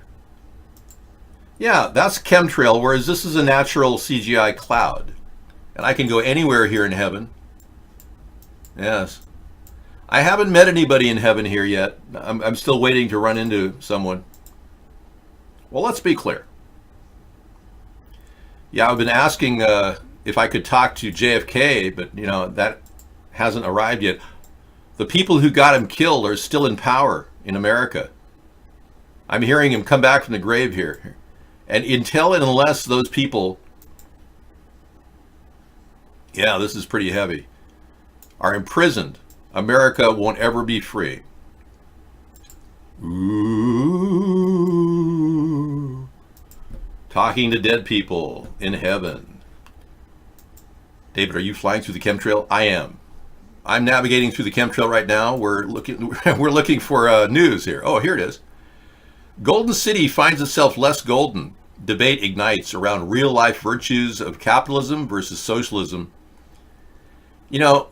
People are so upset about the homeless people in San Francisco. The Democrats, of course, haven't solved the problem, like I said earlier. But now they're bringing on even more socialistic ideas, like somehow socialism is going to solve it, and we'll just step in and fix everything for everyone. No, you just need a Band-Aid on this thing, like a thing called a toilet. Start with a toilet, I mean, really. Hello, bastards. Pirate Salty Dog. That's a great way to enter a show. Hello, bastards. So WAPO blames San Francisco's problems on capitalism and gets ridiculed ruthlessly on social media. That's the right wing. Bay Area techies plan to ditch San Francisco for these 5 cities, a survey says. And then the right wing, or rather the left wing, says how San Francisco broke America's heart. Oh, golly. Oh.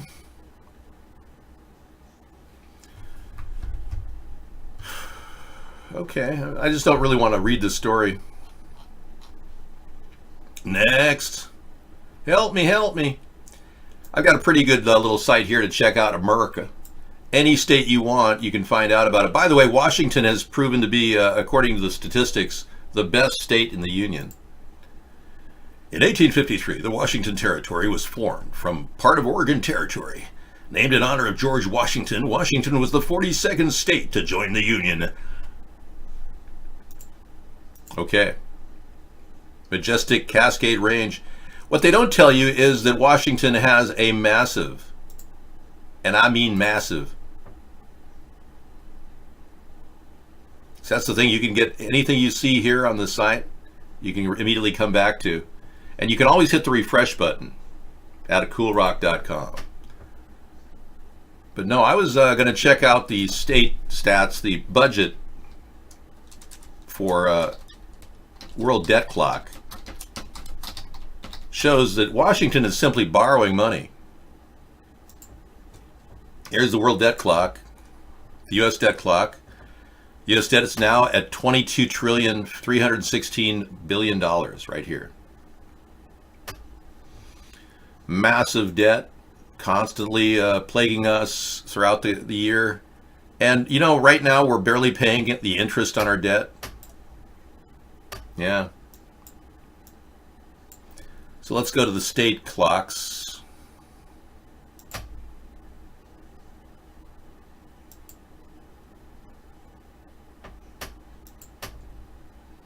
And Washington has a debt of $94 billion. Look at that. That was 80 last year, and now it's 94 billion. Let me get that in line here. Yeah. Very big. So the Washington state debt is $94 billion. Isn't that unreal? Hey, you're not allowed to do that here. That's what that is actually a doxing. In fact, you got 20 years in jail for that. Yeah. And we recorded that too in our notebook. What do you mean 1 million people live on food stamps? Is that a joke? Dude, we have 110 million people on food stamps. Not 1 million. We have 110 million people on food stamps, dude. Yeah. Oh, in my state? Oh, thank you. It's actually 817. That's a pretty low number. Not that many people have food stamps, I mean, compared to some states. That's a low number. Well, I know how to solve debt too. You can just erase it. You find out the source of your problem with your debt, the people you owe, and you pay them off with the money you have. How many in California? Let's take a look. 3.7 million people on food stamps. Oh, the U.S. shows 44 million? Oh, really? I stand corrected. I thought it was 110 million. Thanks, War Games. Okay, 44 million.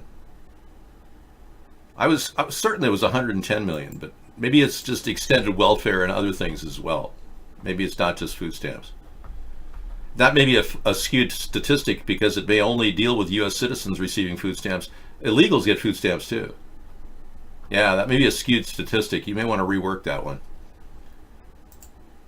It dropped from 40. I don't know. I still think it's just covering U.S. citizens, not illegal aliens collecting food stamps. Right now, Trump is paying illegal aliens money for their food.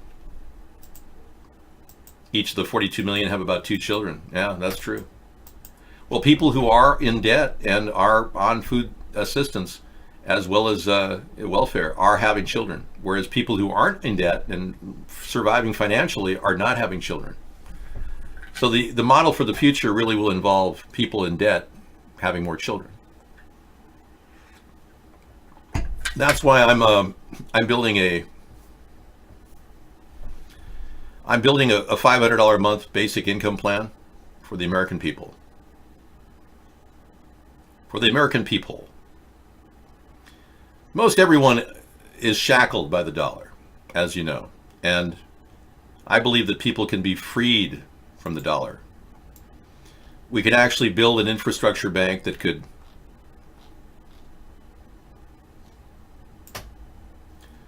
help free us from this bondage.